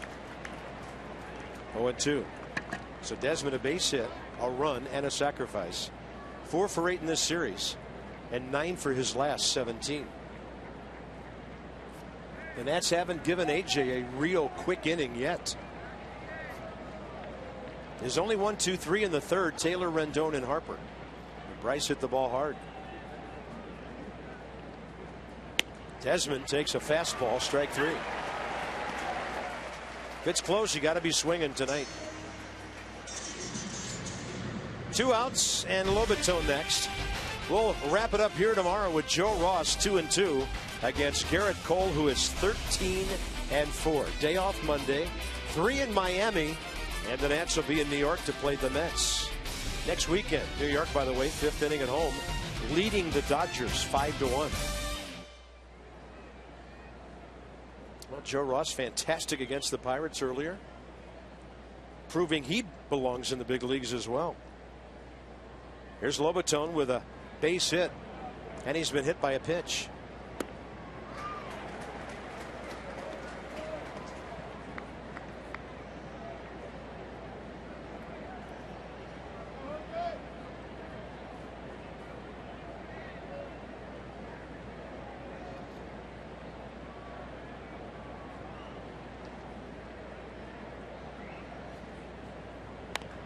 Pulls it, foul.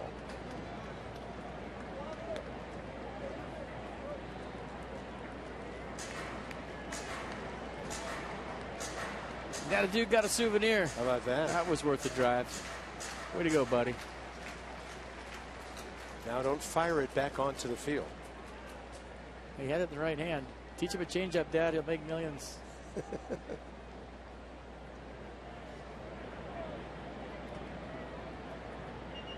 0-2 to Lobaton. Off speed, high fly ball, right field. Going back, Polanco, right in front of the scoreboard. Well, the Nats came very close to a couple of long balls in that inning. They get a run on 3 hits and lead 4-0.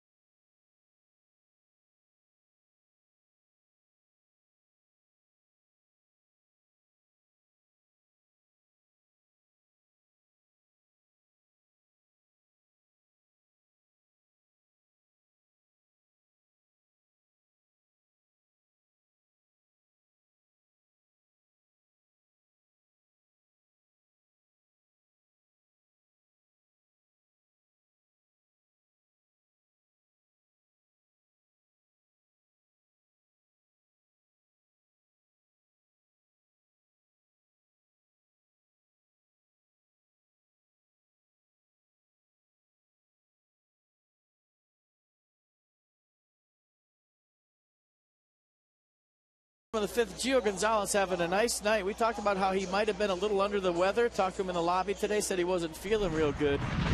But it hasn't affected his performance in the least. The curveball has been fantastic. The fastball in the inner half has been just as good. And how about a little 2-out, 2-strike knock with the bases loaded? To put a little exclamation point on his game to this point. Gio Gonzalez kind of hobbling down the first baseline. Just noticed that on the replay during the break, but he is having a nice night here so far in Pittsburgh. Yeah, 55 pitches in 4 innings.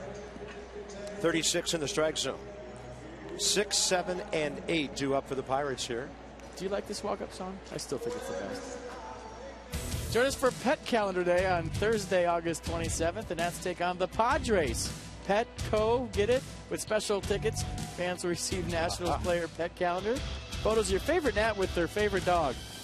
For details and to purchase these special tickets, visit nationals.com/pet calendar, and you could have a pet goose. Don't feed the... Somebody's feeding the geese. Don't feed the geese.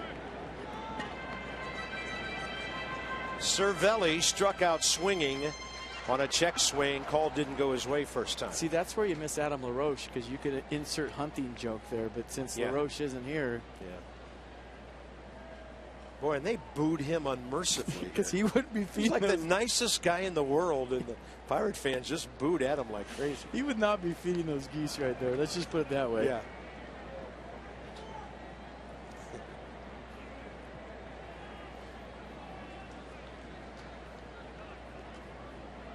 White Sox, by the way, Adam LaRoche's new team in last place in the AL Central. 12.5 behind the Royals, a half game behind the Indians. Swing and a miss, and Gio gets Cervelli again. And Cervelli said, I foul tipped that. Ted Barrett said, no, you didn't. And Ted Barrett might be one of the only umpires you don't want to argue with, a former Gold Glove boxing champion. And another good changeup from Gio. And look at where all the pitches are, below the strike zone tonight. He's done a really nice job of keeping the ball down, whether it's the fastball, the curveball, or the changeup. And Cervelli says, I heard 2 sounds. The first sound was the ball hitting the ground before it went into Lobaton's mitt. I see a lot of guys do that. But Jose Lobaton told him, he said, if I'm going to start catching you, I want you to keep the ball down. Lobaton, one of the better framers of the low pitch in all of baseball. And Gio Gonzalez has this calming confidence with Lobaton to keep it down. He's getting ground balls. Ian Desmond handles that one off the bat of Neil Walker. Number 8 man, Sean Rodriguez. We'll see if A.J. Burnett comes out on deck. They are still throwing in the Pittsburgh bullpen. And he's at 79 pitches through 5 innings. He is not coming out on deck. Jeff Decker is. Yep.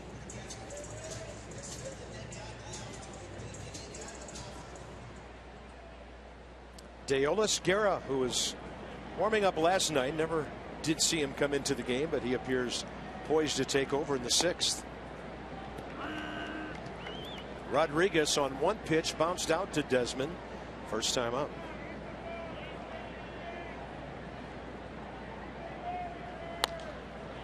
Out of play, right side.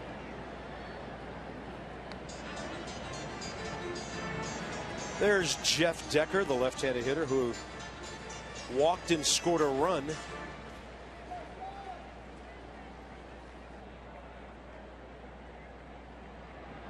In the ball game last night.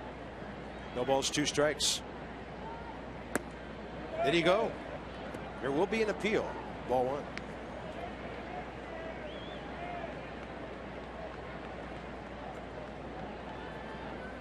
Gio has started 6 times career against the Pirates. The Nationals have won all 6. Tried to catch the outside corner with that running fastball. Count goes even, 2-2.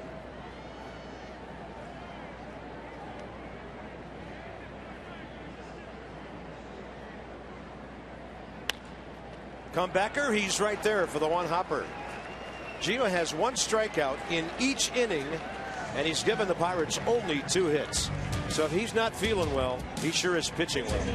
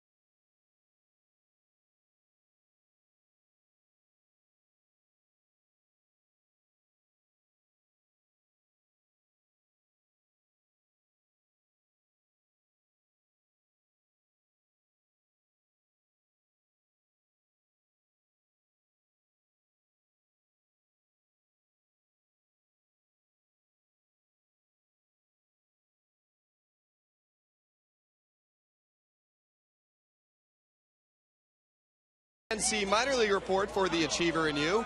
Lucas Giolito, easy for me to say. Giolito promoted today from high single A Potomac to double A Harrisburg, the top pitching prospect in all of minor league baseball, according to many scouts. I talked to Nationals assistant GM and VP of player development Doug Harris today, who told me that Giolito's matured in all aspects this year. He's been throwing strikes with all his pitches. He's learned how to throw his curve for strikes and when he wants to, and balls when he wants to. He's continuing to progress with that changeup. The Nats love how he's played this season. Can't wait to see him at some point in the big leagues. And congrats on the promotion. That's awesome. Double A ball now. Double A or a step away. Really. Max Scherzer having a little fun with Mass and Dan down there.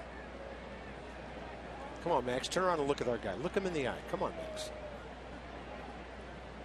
For the Achiever in you, PNC Bank. With our minor league report by an endangered Dan Kolko. Dan is such a pro. Look at this.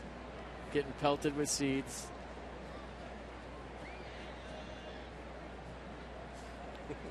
If Max Scherzer throws something, it's going to hit you. He has that kind of command, whether it's with the baseball or seeds. Top of the 6th inning. A.J. Burnett still in the game for one more inning since it didn't get down to his batting spot. And the bat goes one way, the ball goes the other, and a swinging bunt type infield hit. That's number 10 for the Nationals. Hard to believe now in 2 games against A.J. Burnett, they have 24 hits. That, as a hitter, is a beautiful thing.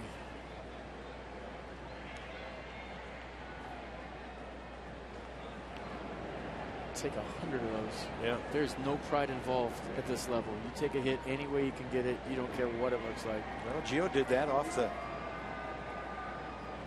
kind of interesting glove set up by Burnett last time. He was out of position for a comebacker, tried to knock it down behind him with his glove. And then Gio got an RBI hit.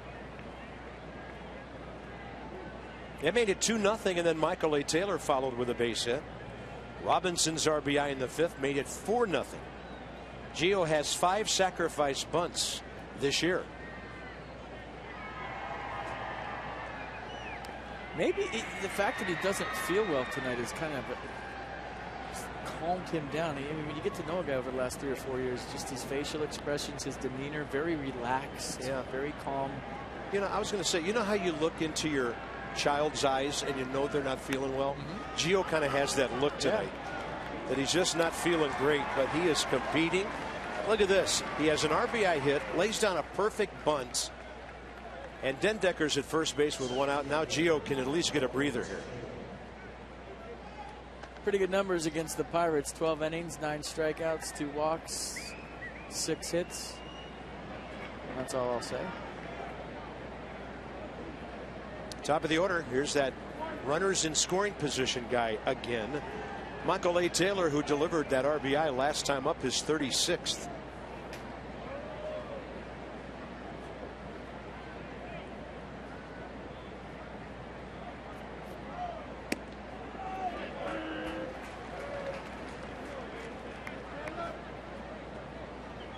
Choked up about 1.5 inches on that bat above the knob.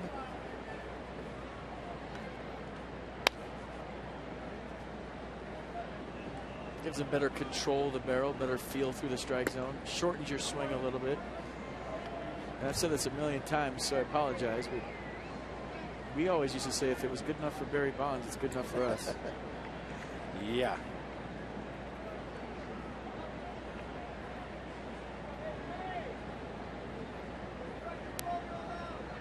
And a 1-1. Taylor takes a breaking ball. It was hanging a bit, but he still had to hit it, and he bangs it into left field. Another hit with a runner in scoring position. 1st and 3rd, 1 out. Michael A. Taylor 3 for 4 tonight. And he came in hitting through 382 with runners in scoring position, so he's 2 for 2 tonight. That average is going up. And he's seeing that curveball big from Burnett. And that's the 11th hit. Huh. Line moving here tonight. So A.J. Burnett has pitched 12 innings against the Nationals this year and given up 25 hits. Mental note if these two meet in October on that one. Rendon lined one to right field last time. Anthony looking for his 6th RBI of the year. Taylor, of course, a running threat at 3rd. Swiped his 10th of the year last night.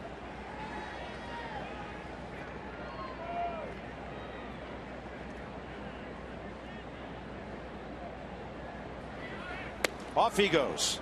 No throw. That's number 11.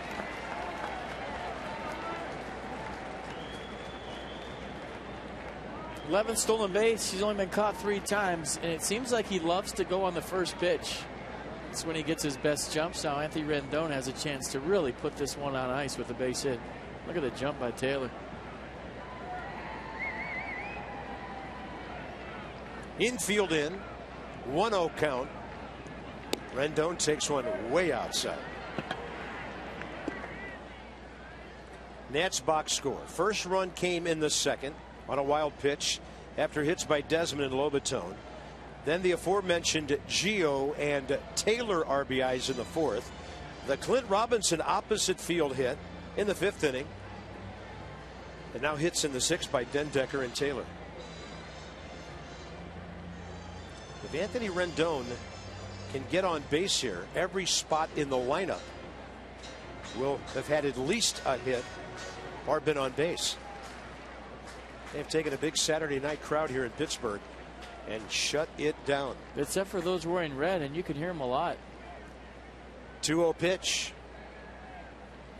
Rendon to right. High in the air near the line. Polanco setting himself up for the catch. Foul ball, and the throw home offline. The Nationals lead 5-0. And then Taylor follows Dendecker going to third. Playing good baseball. Good at bat by Anthony Rendon. Lined out his last time up. Stays inside the ball. A little fly ball to right field. He's going to get some love in the dugout.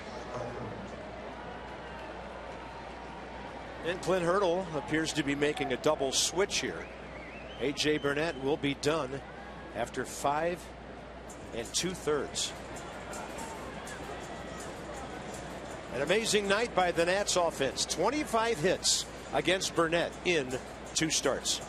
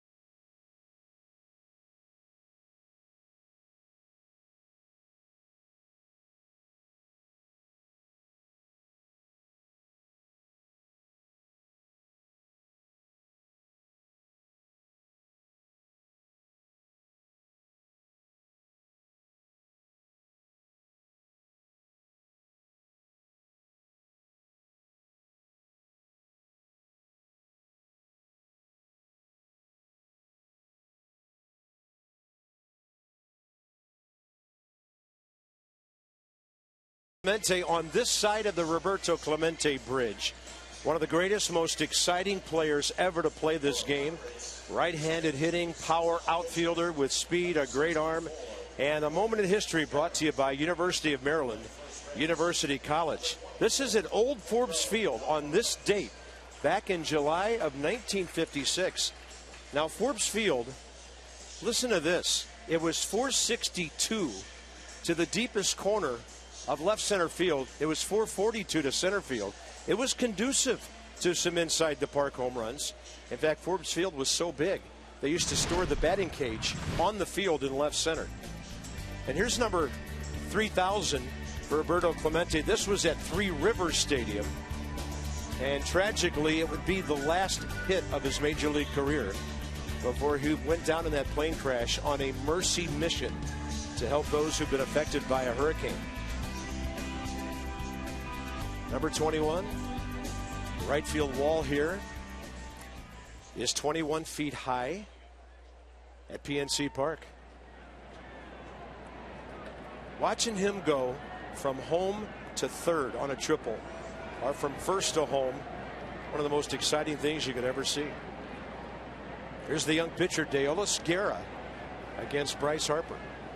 It's impossible to hit a walk-off inside the park home run. It's a runoff. Pedro Alvarez will bat ninth on the double switch and go to first base. Yeah, fastball averages 91, curveball and change to go with it. Loves the changeup.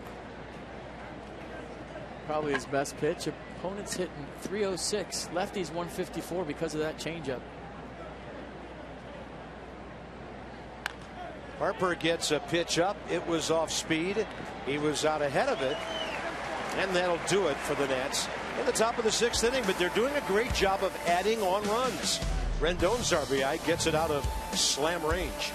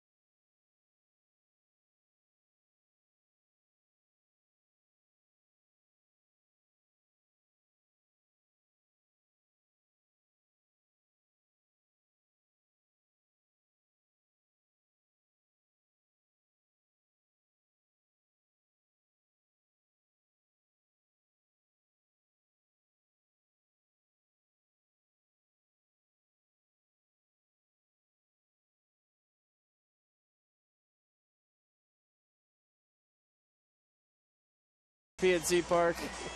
That's Potato Pete just getting worked by Teddy. Watch this. Wear it, Potato Pete. Eat some fence. And then Bacon Bert ends up winning this whole thing. And totally shows up Abe, who, Abe, you weren't even trying. You drove all this way and you didn't even try. You should feel shame. He should. He wasn't trying. He let, that was fixed. He let Bacon Bert win. But Potato Pete got peeled in that in the fence over there. P-E-E-L-E-D. Mashed. I got it. Yeah, mashed is better. Twice baked. Pedro Alvarez leads off, bottom of the 6th inning. Just in the ball game to play first base. He's 0 for 6 career against Gio Gonzalez. He's had a big series with a couple of home runs. One splashing into the Allegheny. Strike one.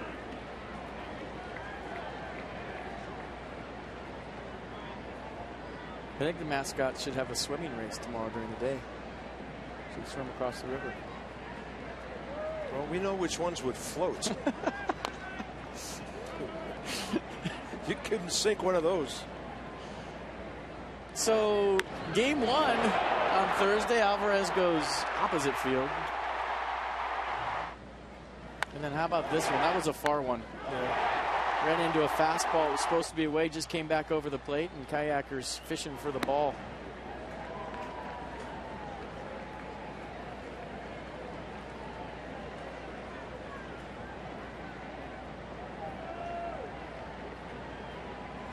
Alvarez in the series. 3 RBIs and a walk on those home runs. 1 ball, 2 strikes.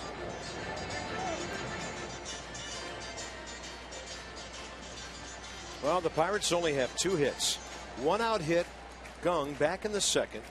2 out double, Polanco in the 3rd. Since then, Gio has set down 7 straight.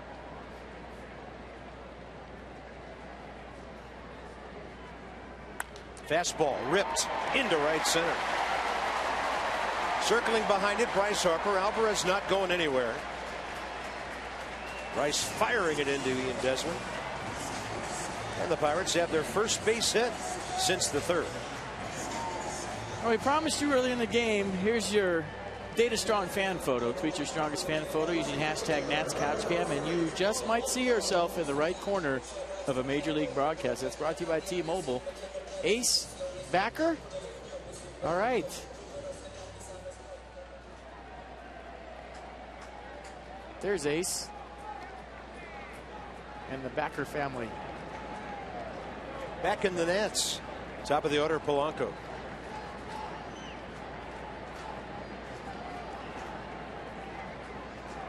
He has backed up Taylor on a long fly ball. This time he goes right through the wickets on Clint Robinson, and the runner at second base keeps on going. Alvarez to third. Clint Robinson not able to handle that ground ball. That'll probably be his fourth error of the year. They could rule that a hit and an error. Well, let's see. I mean, he's coming off the bag, got a tough in between hop. Ball's hit pretty hard. No. We'll see. I don't know. I think Clint Robinson will tell you that ball kind of handcuffed him. He got caught in the forehand, in between the forehand and the backhand, and didn't know where the ball was. So each team with a miscue tonight.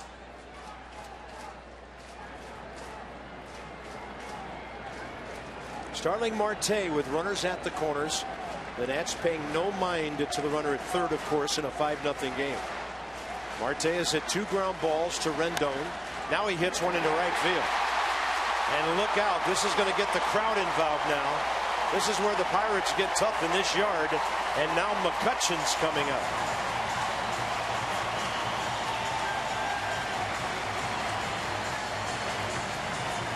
So they're playing first and third here.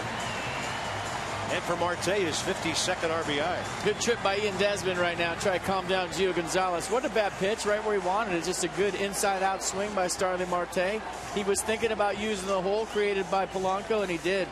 It's a good piece of hitting by the Pirates right fielder. Look at him try to use that hole. No stride, inside-out swing. Nicely done. Seems improbable, but the tying run is now in the on-deck circle. So very important for the Nats to have added those runs in the 5th and the 6th. McCutchen struck out twice by Gio tonight. He called the crowd getting into it. This place just got real loud. And they've been quiet for 5 innings, saving it up.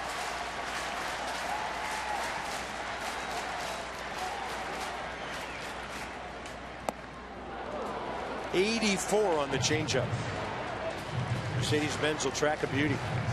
Well, McCutchen, a very aggressive hitter, but he even gets more aggressive with runners in scoring position. And Gio Gonzalez taking advantage right there. Strike one. Good call on the changeup by Jose Lobaton. Good execution by Gio.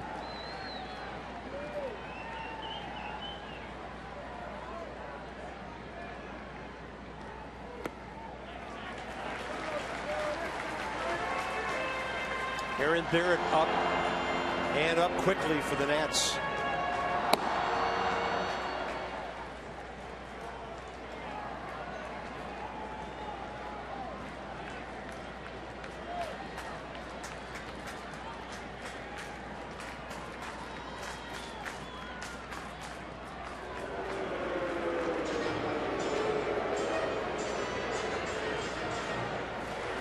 Good speed over there. Marte has swiped 19, 6th most in the league. Polanco at 3rd. Great speed as well.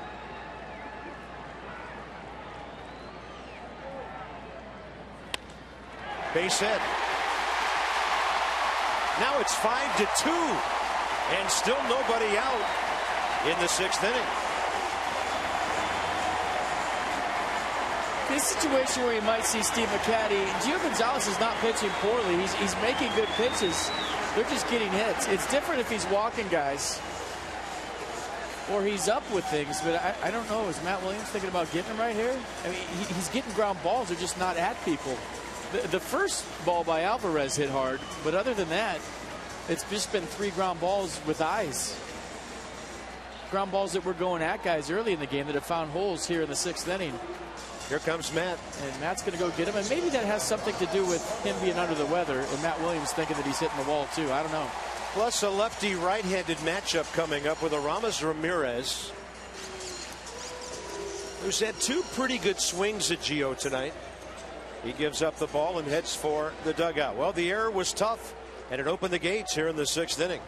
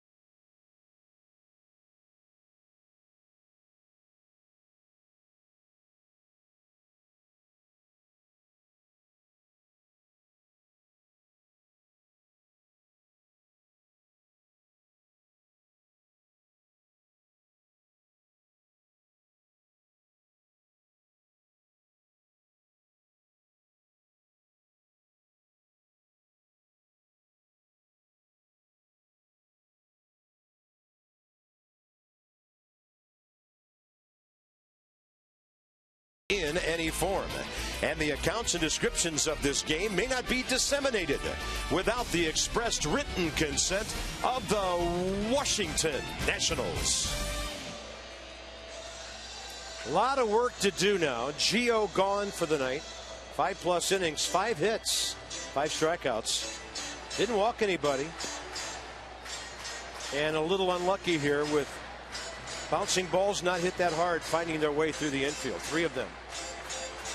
Yeah, 36 appearance for Aaron Barrett. You see the strikeouts to walks. And to your point, Carb, usually when the wheels come off for Gio or he's finished, he's walking guys. He's missing with fastballs up and curveballs in the dirt. His command tonight was great. He just had some ground balls go through this inning. Other than Alvarez's single to lead it off, I just thought a little unlucky. He was not unraveling by any means. Matt Williams going to the pen, and here's Aaron Barrett. Against Aramis Ramirez, who has hit into 12 double plays this year. If you can get him to hit it on the ground, you've got a great chance. Marte's second, McCutchen at first. And Barrett goes with a slider right in there, strike 1.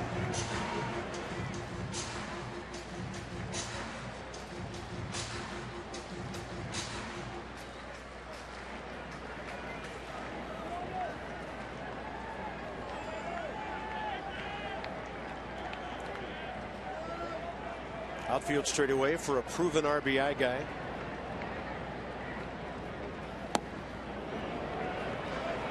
Not a swing, close on the pitch. And you think Matt Williams might have made that decision because Ramirez has squared up 2 balls from Gio Gonzalez tonight. 2 of the best balls hit all night long. Michael Taylor's robbed Ramirez of a few 2 deep fly balls to center field. So maybe that had something to do with Matt Williams getting Gio. Ramirez 0 for 2 career against Barrett.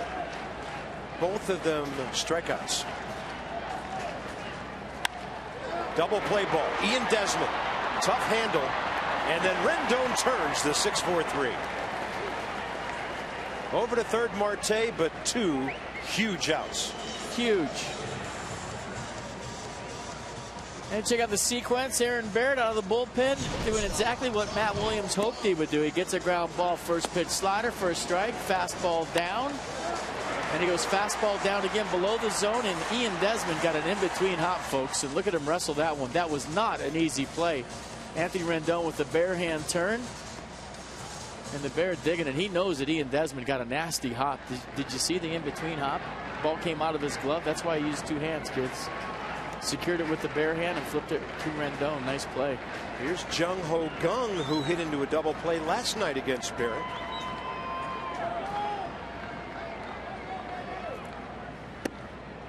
And the fastball runs inside. On Gung, who's 1 for 2 tonight and 5 for 10 in the series.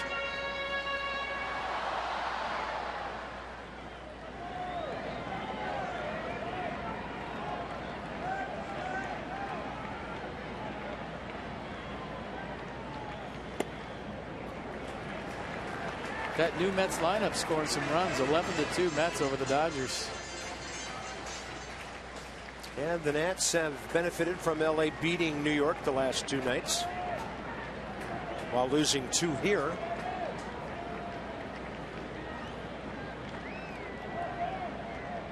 Two-0 pitch to a dangerous hitter. Perfect fastball. Inside edge at the knees. Great frame by Lobaton.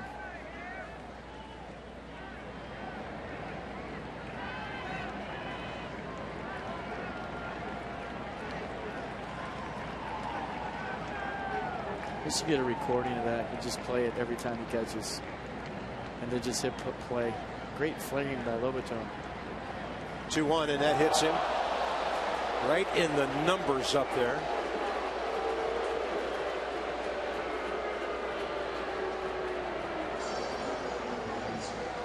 And it'll be Barrett against Cervelli.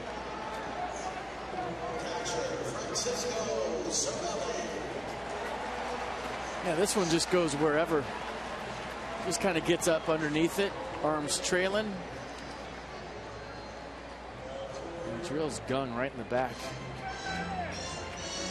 Barrett faces Cervelli for the first time. Felipe Rivero for the Nats. Neil Walker is next, switch hitter, and then the pitcher's spot.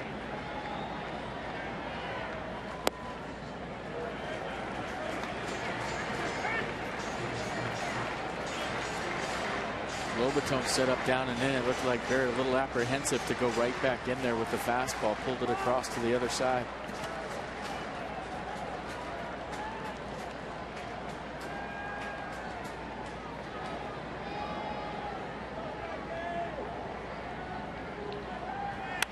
Up the middle, it's 5-3.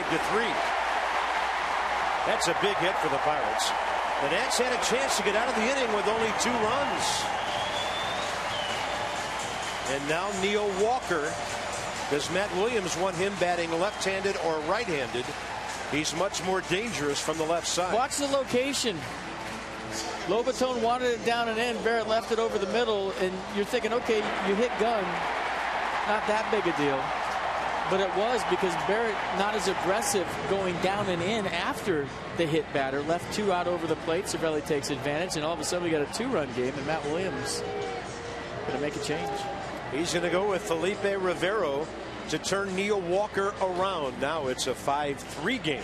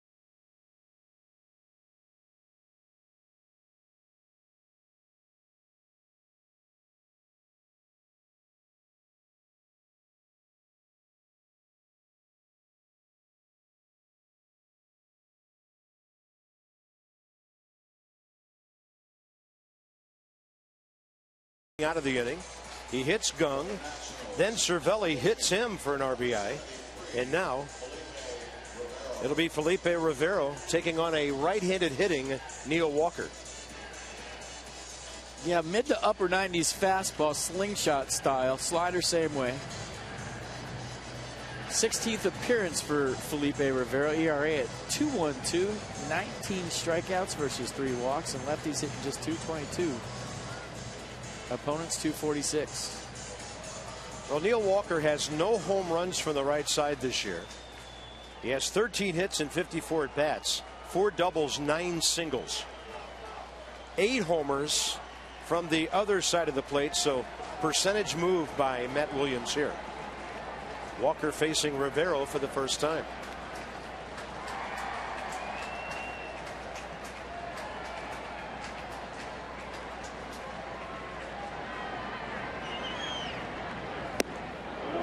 Pretty good heat on that fastball. He's just not scared. I mean, whatever happens here with the move,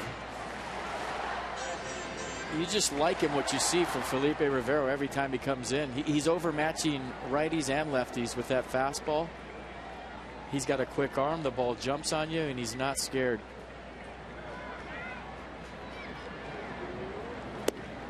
That's to the inside edge. In fact, that thing was moving so severely, Lobaton had to turn backhand to catch it. Nasty 97. Might have had some cut to it, and that's what fooled Jose Lobaton. He was set up away, but the ball was a strike. That's a good call by Barrett.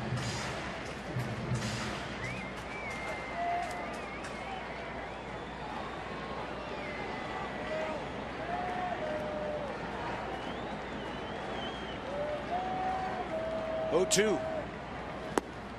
Boy, going right after him and just missing. 98. I don't think I've seen Rivero hit 98 before, and that was 98 painted. It could have gone either way.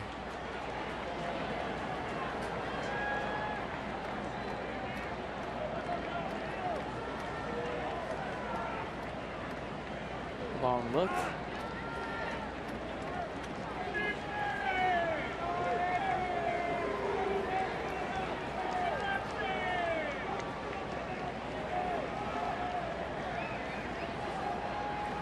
One-two pitch. Right center. Bryce Harper tracking it. And Rivero comes in and douses that fire. So 5-3 after 6. Could have been better. Could have been worse.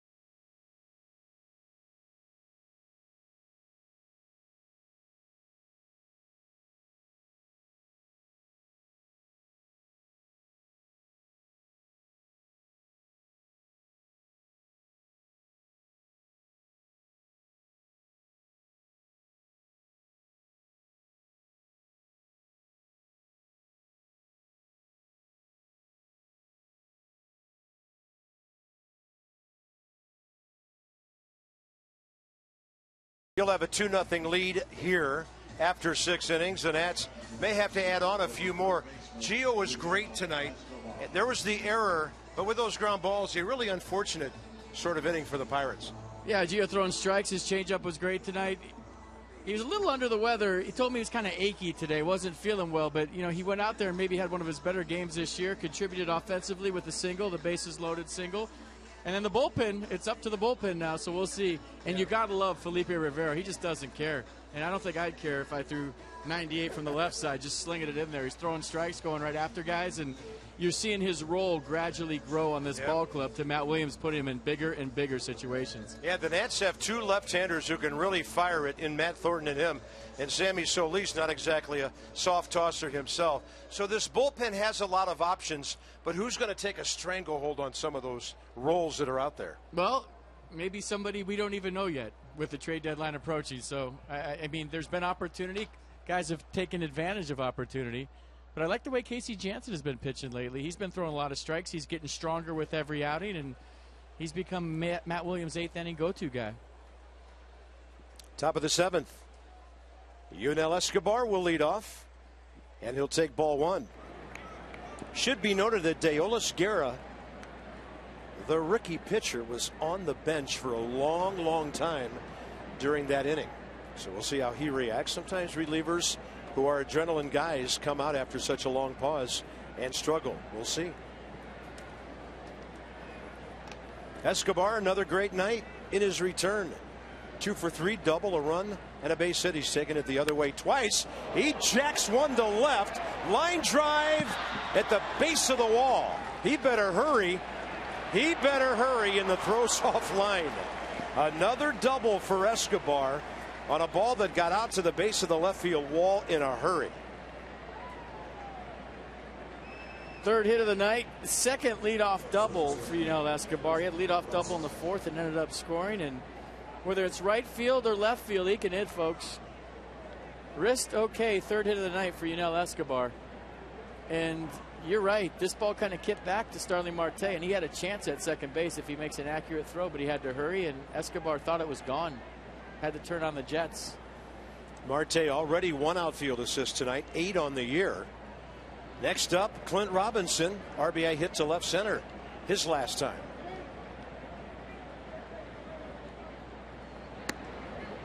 Change up, floating outside.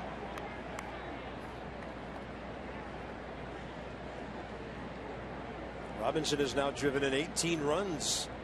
And in this series, he's 2 for 6. He's been on base 5 times. Doesn't bite on that off-speed pitch. And so far, 26-year-old Deola Esguerra coming in with just about everything off speed. He said how much he likes to throw that changeup, and it's his best pitch, especially against lefties.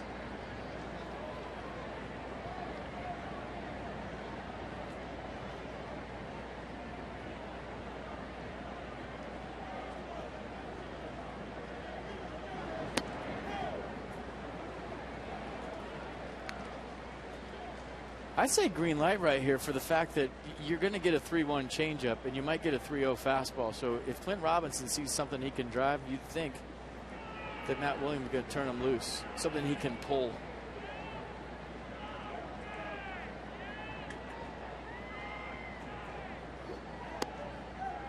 .91, he'll take it. First order of business, getting that runner over to third. At least trying to get one of those runs back in a hurry. And by the way, the 3 runs Gio gave up tonight, only one of them earned because of the Robinson error.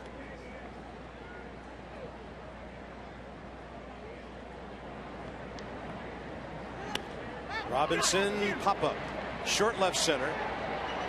Gung out there, and he's called off by Marte. Simple play for him for the first out.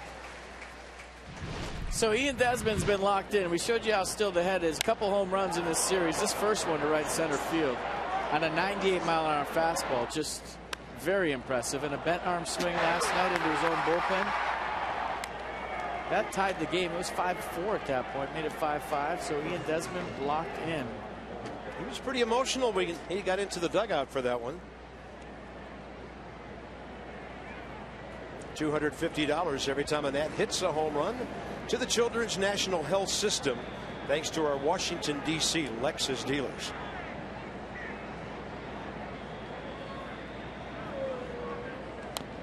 He was first pitch hunting. Got a breaking ball. Nats have 12 hits tonight, 3 by Escobar.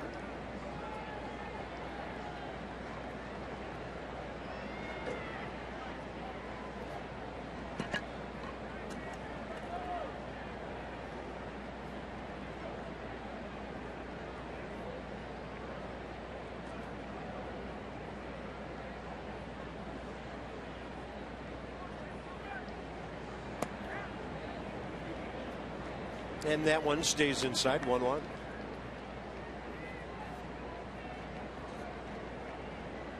You know, when I draw that line straight down on the replay from a side swing angle for a hitter, I don't think in 5 years I've ever drawn it and the guy's head actually stay right there. You're just trying to make the point that his head's not moving that much. Right. If you missed it earlier tonight, we showed an Ian Desmond replay from a side swing, and I drew the line right down the middle, and his head didn't move a bit. It stayed right on the line I drew throughout the whole swing. That's how still he's staying at the plate.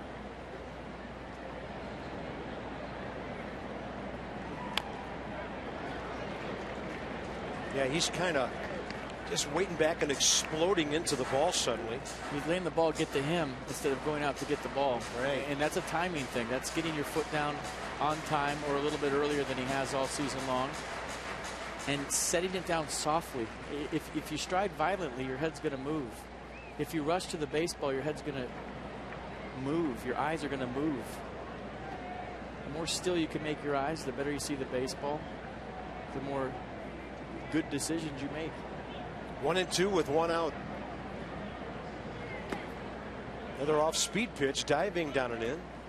And that's something you could do as you look at Matt Thornton get loose in batting practice in the cage, but there's this little thing called adrenaline that kicks in when you play in front of 40,000 people and a guy's throwing 98 at you where all that stuff you work on in the cage and off fatigue, keeping your head still, it's hard to take that into a game and control that emotion and control that adrenaline. 2-2 pitch with 1 out.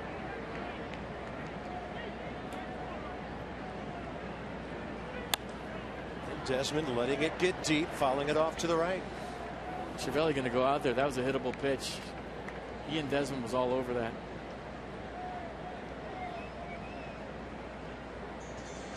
Glen Hurdle's ball club, tough to beat in this park. Pirates have won 10 of their last 11 here. 25 out of 32. And the Nats trying to set up a scenario where they could split with a win tomorrow. I'm telling you, 3 trips to the mound is all the catcher gets if I'm commissioner. 3 trips a game. The game, yeah. That's what signs are for.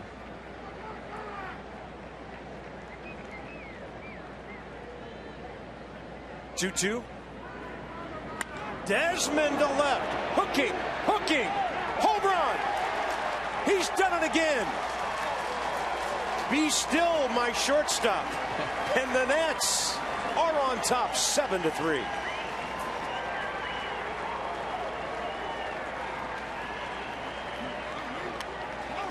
That's a good answer. It's a great answer.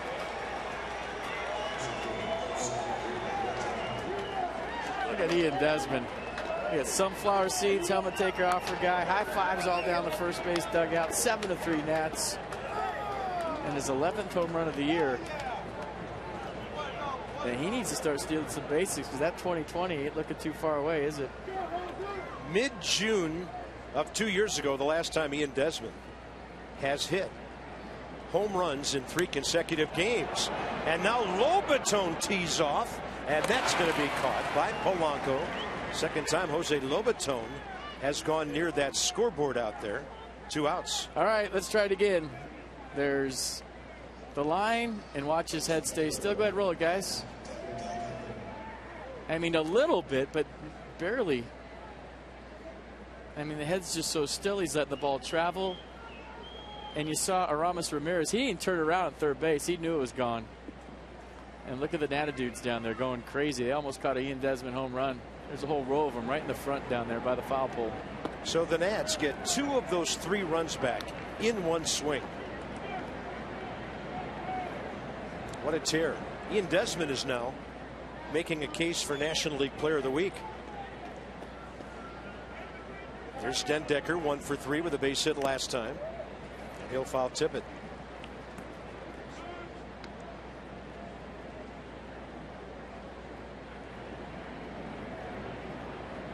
There's Danny Espinosa, number 9 spot waiting.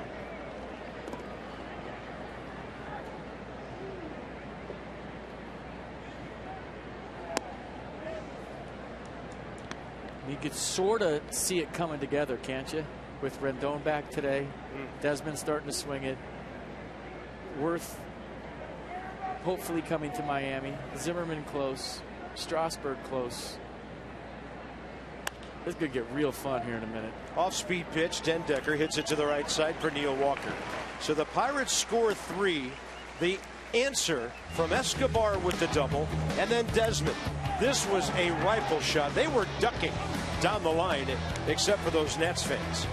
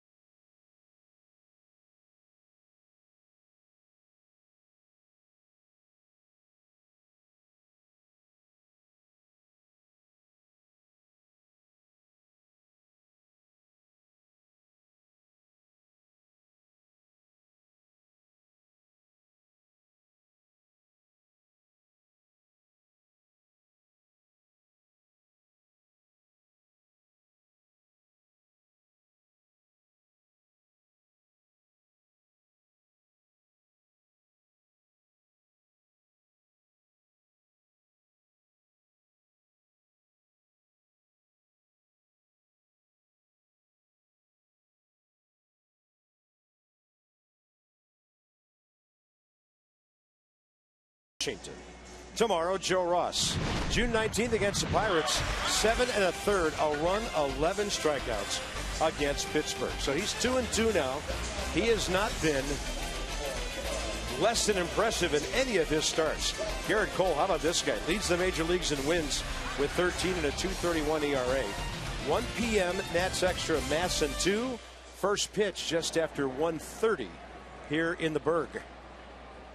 And by the way, Felipe Rivero stays in to pitch some more as Ian Desmond takes his spot at short. 2 for 3, single, homer, 2 runs, 2 batted in. And the pinch hitter here for the Pirates is Jeff Decker. Tough assignment. Yeah, their only right-handed batter, Chris Stewart, their catcher. So June 19, 2021.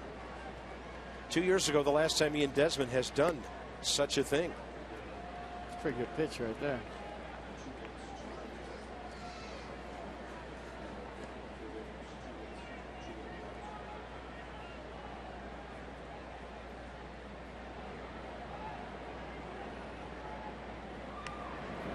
Wow, on a ball up and in on him. He was swinging and ducking at the same time. That was hit or be hit. I'm telling you, any lefty facing this guy, it can't be comfy. He's stepping across. He's throwing across his body. And it's got to be tough to pick up. It has to be. I mean, that ball almost hit him. And he swung. Felipe Rivero is going to be a closer someday in the major leagues. He has that electric of stuff.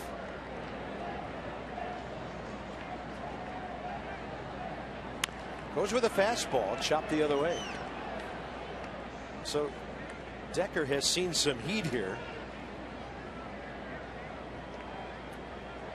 How long before he gets a hammer dropped on him? There's Archimedes Caminero, who Desmond has taken deep in this series.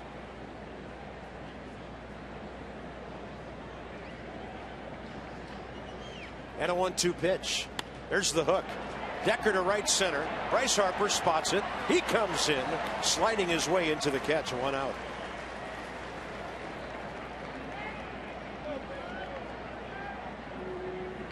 Two hitters, 2 outs. Nice play by Bryce Harper. Good swing by Decker. Hung in there on the slider. Nice. Bryce Harper had a beat on it, and just to make sure, goes into a slide.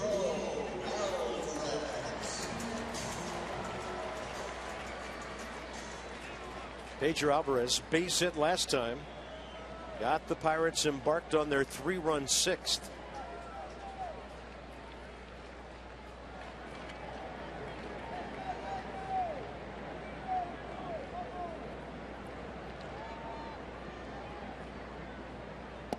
Front door curveball of beauty at 80.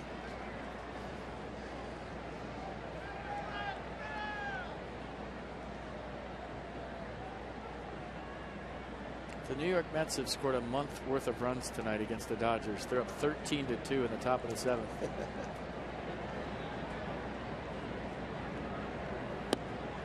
Goes with another one just inside. The hero Kelly Johnson. 2 for 4 with the homer.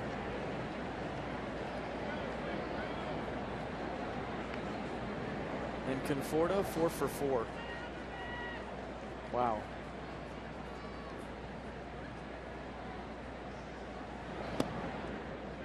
And then Rivera shows Alvarez a good fastball hitter, the number 1 for the first time.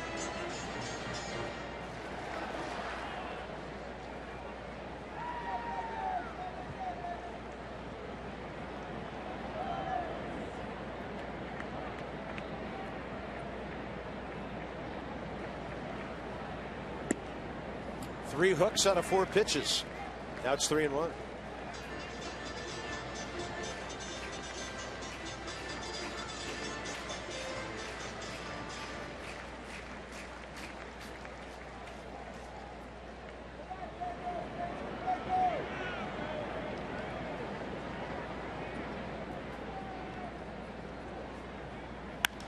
Challenge fastball, pretty well hit to left. Den Decker right there. 2 down.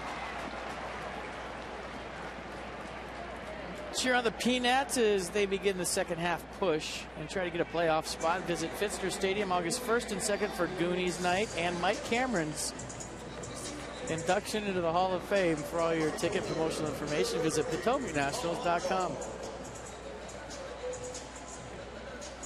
Well, Matt Williams' bullpen now getting some momentum thanks to Rivero. 3 batters, 3 balls in the air, 3 outs.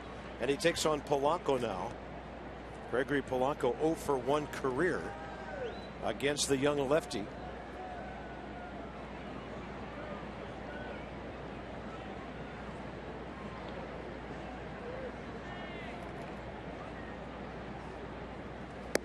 Fastball right in there.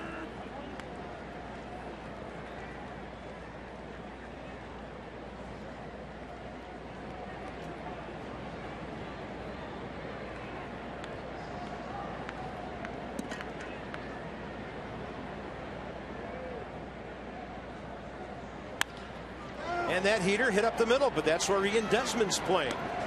Big inning for the Nats.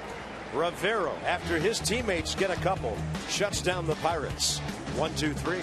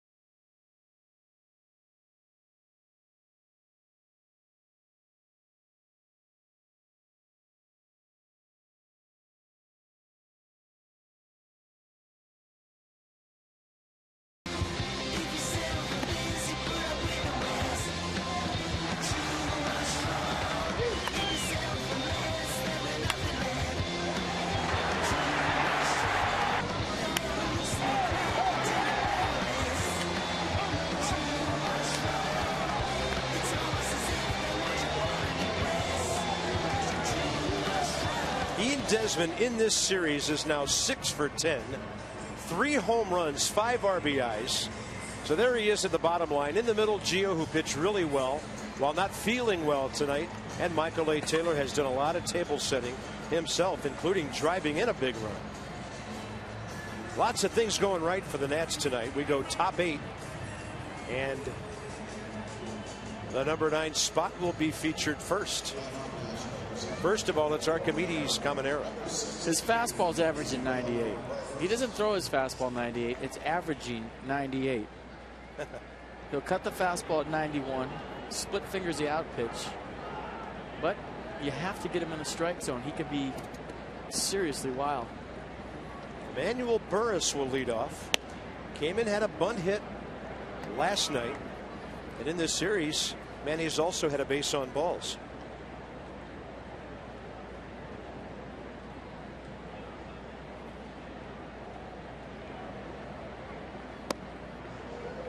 At the knees, 1 ball, 1 strike.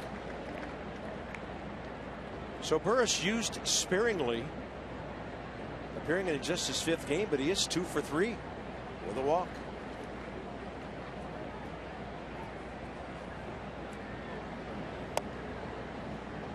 Oh, smart play last night. Down by 2 runs, leading off at inning. Laid down a nice bunt. Saw where the defense was playing him. Used his speed and brought the tying run to the plate. Little things like that keep you in the big leagues. 2-1 count. A little bit outside. Good take.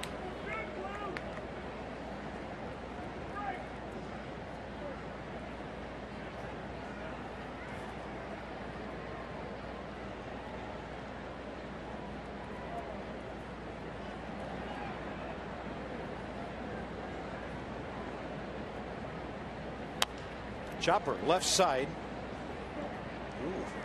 Starting to spin its way back fair, and then picked up by Ramirez. Well, I think if Ramirez backed up on that and caught it, it was coming back fair, and Burris had already given up on it because he thought, as you know, what usually happens is the ball goes the other way, but it was curving back.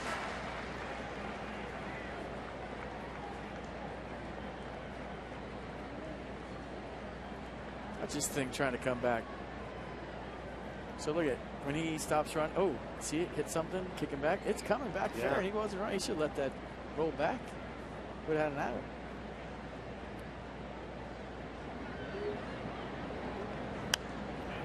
Burris gets a good whack at that one. Straight back it went. PNC Park very quiet right now. Ian Desmond's homer really changed the atmosphere in the yard after the Pirates had just scored 3 runs. This game has been a series of runs, hasn't it? Yeah. Nats had the momentum. Pirates snagged it back in the bottom of the 6th, and Nats took it right back in the top of the 7th. I guess you wouldn't expect 32 runs in the first 3 games of a series between these pitching staffs. But it's been hot in Pittsburgh. The ball's been flying. So Ian Desmond has hit all of the Nats homers in this series. Pirates have hit 6. 3-2 again, and he walked him. Another good AB for the speedster from Washington, D.C., Manny Burris. There's Michael A. Taylor. He's had a great night. Yeah, watch Michael hit. First at bat, base hit to right. Watch Michael run. And then hit again. How about some clutch hitting? Runner in scoring position, he scores. Cliff Robinson came into the night hitting 382 with runners in scoring position. That's going to go up because he's 2 for 2. 3 for 4, 3 singles, an RBI, and a great play in center field. Yeah, good for him. Came into this game 3 for his last 23, but he sure has made his hits count. And Burris a running threat. He was called up June 26 when Rendon went on the DL. Burris wants to go. Back pretty easily on the throw.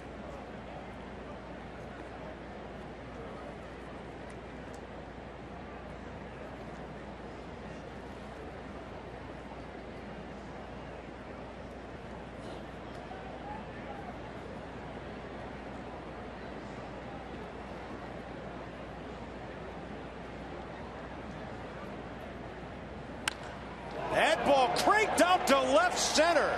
Watch it fly. See you later. Slamming into the bullpen. It's 9-3 Washington. Michael a Knight.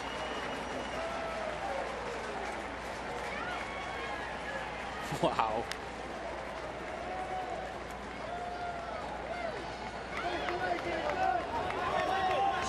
Michael Taylor loves the fastball, doesn't he? I mean, he just turned that around, and you can't hit him any better than that. That ball was pure to left center. His swing is so short, so compact, and so powerful.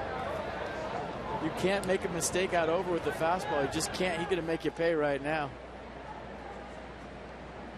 What a blast that was. And here's Rendon.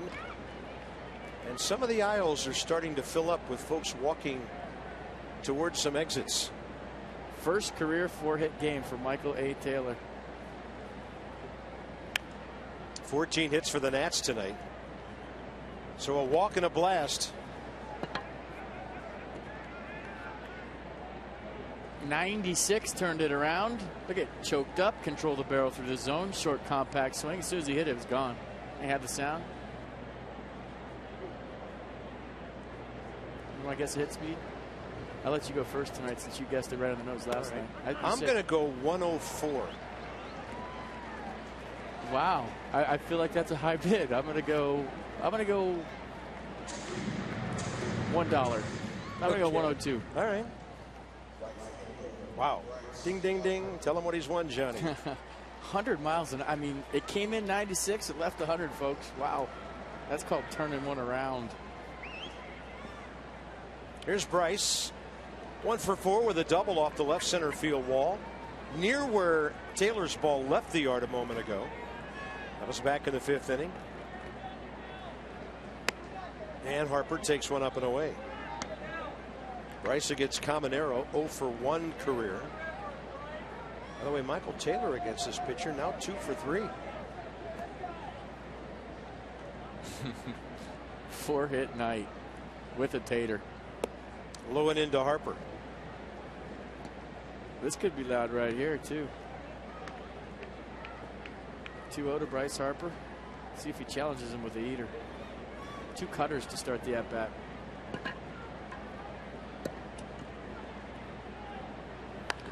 Harper pulls it hard, and Tony Tarasco gets out of the way.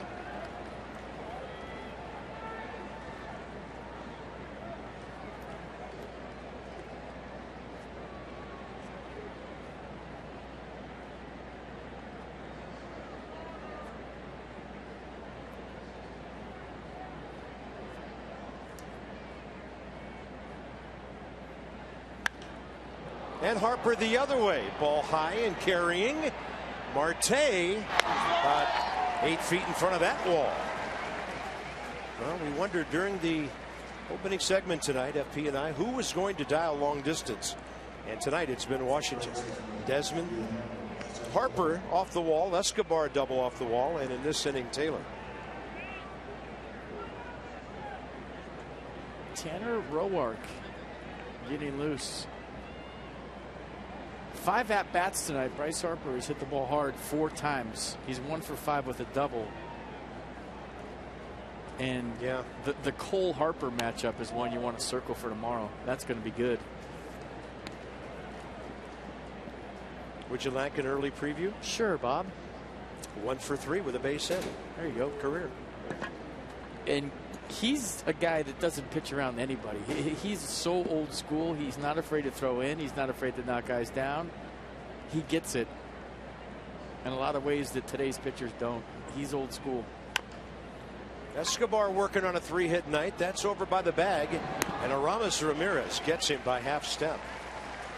But a walk to Manny Burris, and I mean a blast by Michael A. Taylor. Watch it fly. That was over the Nats bullpen into where the Pirates warm up.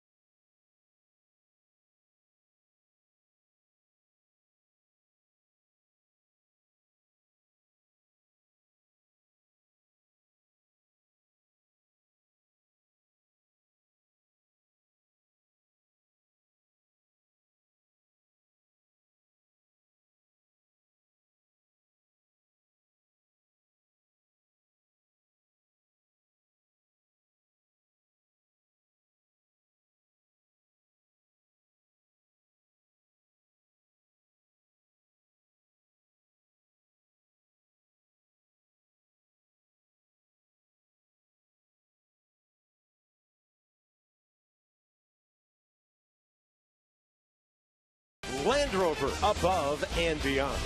And by Airlines for America, where airplanes land, opportunity takes off. The Clemente Bridge looking right over to the North Shore to PNC Park. And right now, the stadium lit up by Michael A. Taylor. Yunel Escobar, Ian Desmond, and the pitching of Gio Gonzalez. Tanner Roark, he's the kind of guy who could go out and give you 6 outs in a situation like this and give your bullpen a chance to be in great shape for a series finale tomorrow. 26th appearance. Given up 12 home runs this year. That's not like Tanner Roark, but like I said the other night, he's done whatever he's been asked to do. However he's been asked to do it, and that's not easy. Yeah, he's been pinballing back from roll to roll on this ball club. He'll face Starling Marte, who's 1 for 4 career, against him, and he misses up and in. He's like a utility player that plays all 9 positions in one game. He started, he's been a long reliever, he's closed, he's been a setup guy, he's been a middle guy. And a ground ball goes to somebody. It's Ian Desmond. 1 out. He's been a mop-up guy, and tonight he's going to be a 6-run save guy. For all the Nationals, wherever you are in MLB.com at bat, the #1 app for live baseball. At bat is up to the moment, at any moment, with in-game highlights, live look-ins, replay reviews, radio broadcasts, StatCast, and more. Get MLB.com at bat for your smartphone or tablet. I see red, people. Do you want this ball? Do you want it? Looking Okay. pretty content. It's yours. Take care of it. That's a Major League Baseball.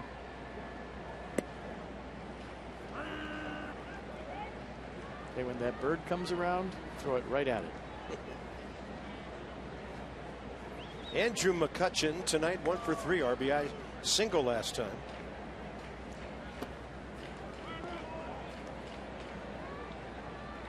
He hit a 2-run homer off Tanner Roark here Thursday night.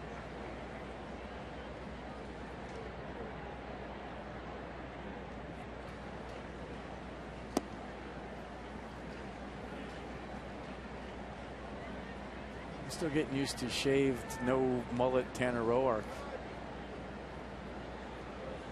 Looks good though.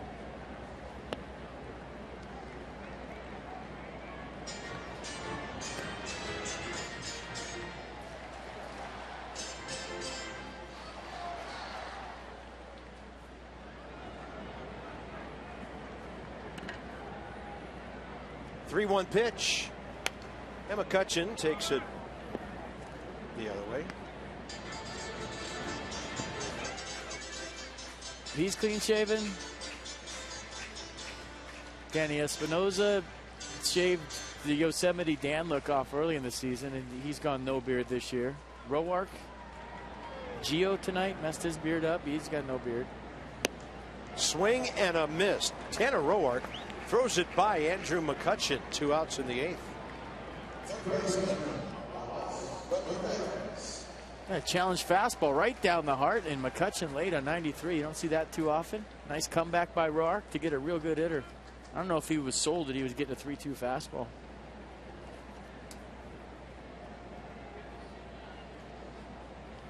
Ramirez, 2 fly balls in that huge 6-4-3 double play ball last time up.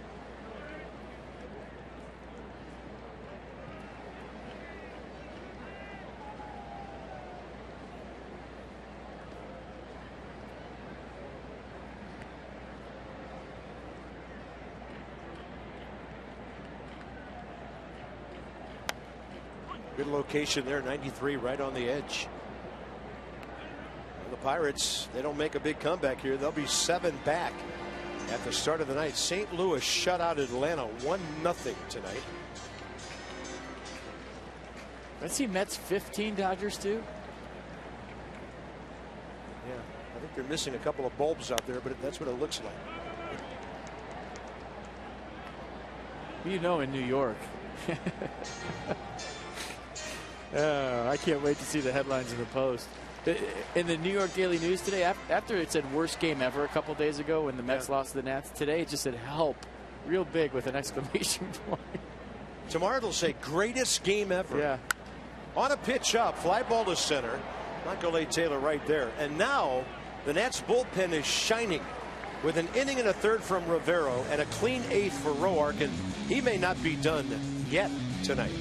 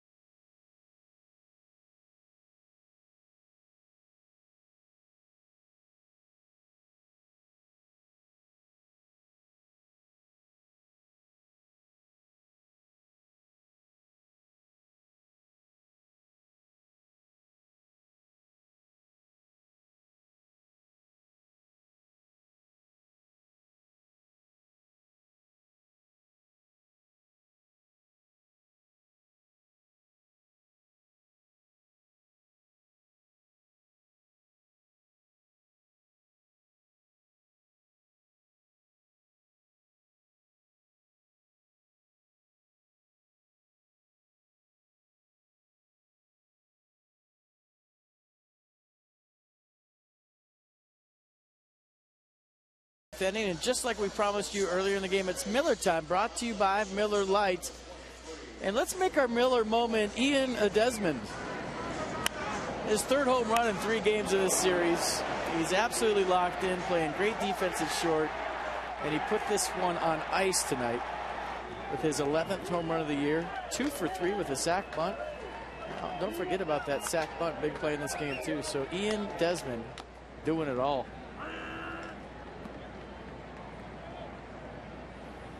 Shortstop Pedro Florimon comes on here, and that moves Jung Ho Gung over to third base. But he's really standing at shortstop. Well, on the shift he is. So he really hasn't even moved where he started tonight. He might have changed gloves though. Maybe. Maybe not. I'm gonna say no. Clint Robinson, 1 for 3, hit by a pitch, a run, and an RBI hit, and a fly ball to center for McCutchen.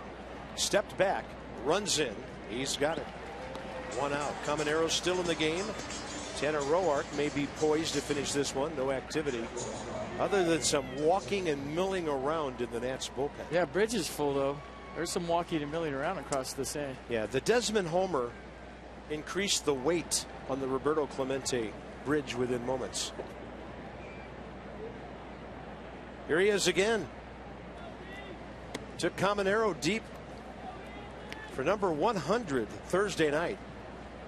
And you might remember that was the ball to the second last row in right center. He almost hit it out of the ballpark to the opposite field. Seeing it. I mean, he's ahead every time. 1-0, 2-0, 3-1. And if you're wondering why this didn't happen earlier, sometimes it just clicks. Sometimes you figure it out. You're in the cage. You take what's in the cage into the game. You trust it. It works. You stay with it. I mean, that's the process that you go throughout the course of a season. You'd be locked in batting practice and think, I got it. You go into the game and you jump back and do the things you've been doing. But once you can get over that hump of bringing it into the ball game and having confidence with it and seeing results, that's how you take off. You're always 1 hit away from a slump, and you're always 1 hit away from breaking out of it. But where the confidence comes is when something you work on, you take it to the game and it works. 3-1 pitch. He'll take the walk, and he's on for the 3rd time tonight. Here's the other thing about Ian Desmond. He's now walked a couple of times in this series. He also has a sacrifice bunt. So he's doing it in a lot of different ways here. That's Caminero's 2nd walk. Seeing the ball, little cutter, could have went either way. Ted Barrett's, he's at a tight strike zone all night. Jose Lobaton is next. He's had a good night, a base hit. Been on when he was hit by a pitch, and he's hit 2 fly balls to the base of the right field wall. Shoots one left side. Well played by Gung, and looks like Desmond's safe. He got there in a hurry. Nobody's standing at third. He'd get up run third right now if he wants. They call timeout. Not that it matters. Wow, right they're going to now. give Gung an error on that. That ball was hit really hard.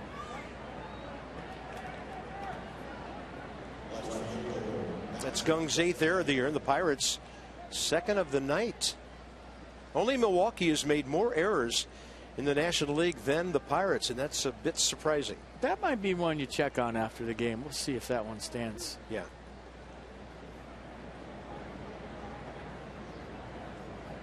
Number 8 man, Matt Dendecker. He's been on once in 4 trips tonight. Nobody on deck right now. Tanner Roark probably searching for all of his batting gear.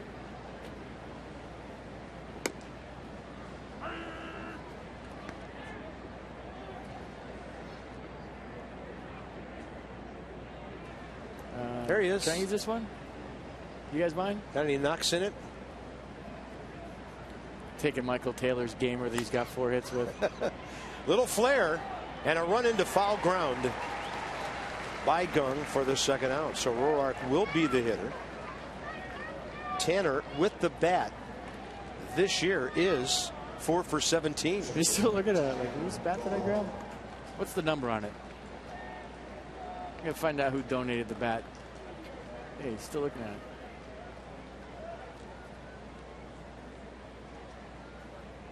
He usually wears batting gloves too, by the way.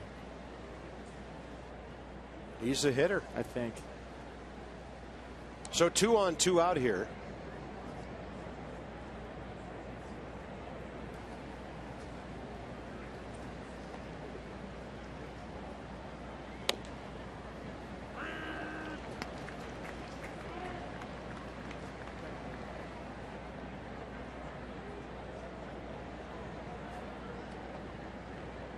Oh, he stole Jose Lobaton's bat. Jose's on first, doesn't even know.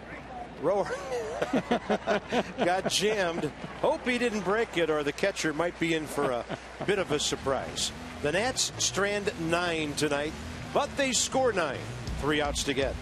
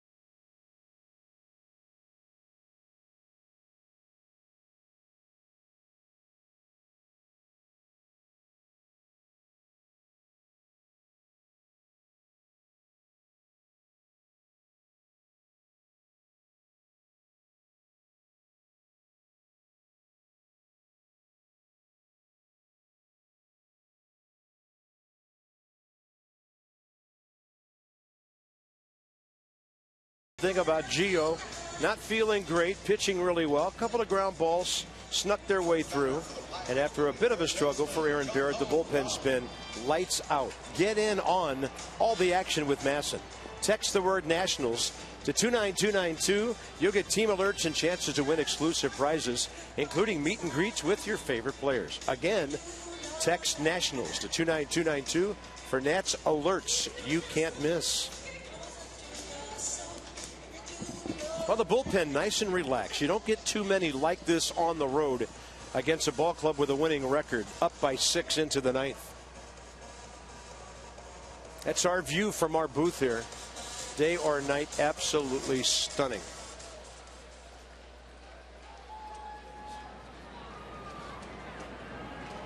Here's Jung Ho Gung, the third baseman. Roark throws him a strike. Tanner did not face him on Thursday night, so this is their first career matchup.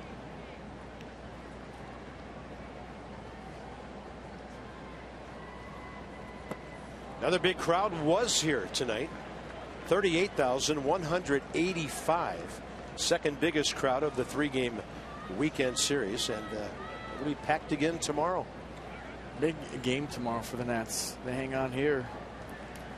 After losing the first 2, a split would be humongous. Yeah. Take their chances against Garrett Cole. Hey, you want to go into a game like that feeling confident about your offense, right? 14 hits tonight will give you that feeling. And Joe Ross, will see if he can be as good against the Bucks as he was first time around. Yeah, struck out 11 last time. 1-2 to Gung. Got him. Fastball 92, sinking and running. 4 in a row for Roark.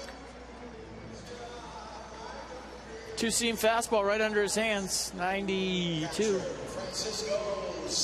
By the way, that's 8 in a row for the Nats bullpen now, since Rivero came in and put out some fires. Masson 2 tomorrow.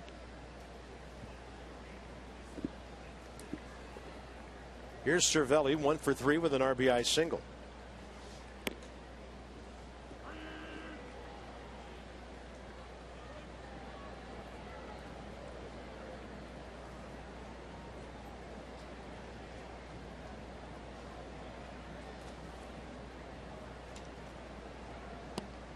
Good looking breaking ball, just missed.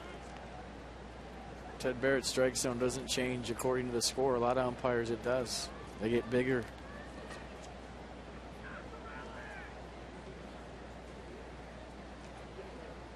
And a 1-1. Outside again.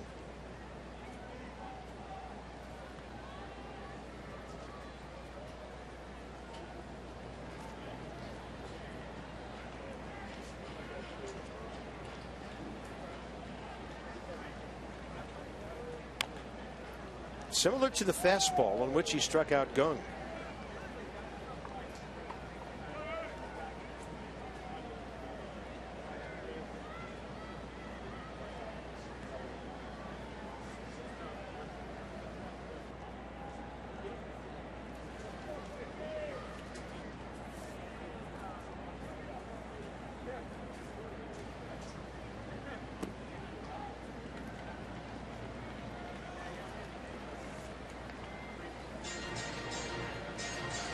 I'm trying to think. Joe Ross hasn't had a road start in a hostile environment, has he? I think you're right. Maybe a big test for him tomorrow here at PNC in front of a packed house with their ace on the mound. And something tells me he's a lot like Anthony Rendon. He's not flustered, not scared of anything. Yeah, I think that's a good call on those two personalities. And a ball ripped into left. Cervelli 2 for 4. And the Pirates catcher has had quite a series. He's 5 for 10. That'll bring in Neil Walker.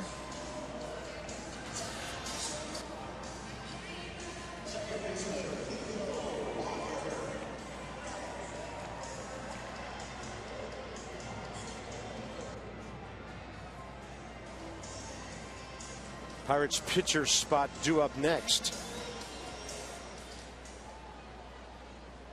And there's Travis Ishikawa.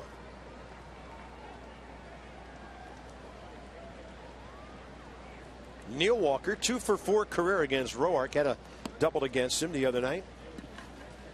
The Nats are trying to win their 52nd game of the year. I think Joe Ross pitched in Milwaukee and got a win there, but I'm talking about, you know, this place is going to be rocking tomorrow. And like I said, he'll be fine. Chopper left side. Escobar ways to come. He'll do it with the bare hand. Very well played. 2 outs. You know, we always see Yunel Escobar in a day game be the only guy that comes out to take ground balls. And he practices this play, believe it or not. This is how they'll kind of end the session. He starts on his knees, takes a bunch of ground balls to get his hands kind of relaxed and loose. Then he'll go back and take regular ground balls. They'll end with slow rollers where he comes in and bare hands them. So a play that he works on a lot. And I mean, to his credit, he has gone from never playing third to becoming a really good defensive third baseman, and it's all been about hard work. Yeah, in a very short period of time. Very short. Well, and don't they always say, up, you can make yourself into a better defensive player if you want to spend the time. I agree. You can hit to your hands bleed, and there's only so good you could get. There's just a ceiling there that you're either God-given or not. Ishikawa, fly ball left field. Dendecker is there, and the Nats take care of business in Pittsburgh tonight. What a good win. Lots of offense. Ball game took 3 hours and 1 minute, and worth every moment of it as they hammer the Pirates 9-3.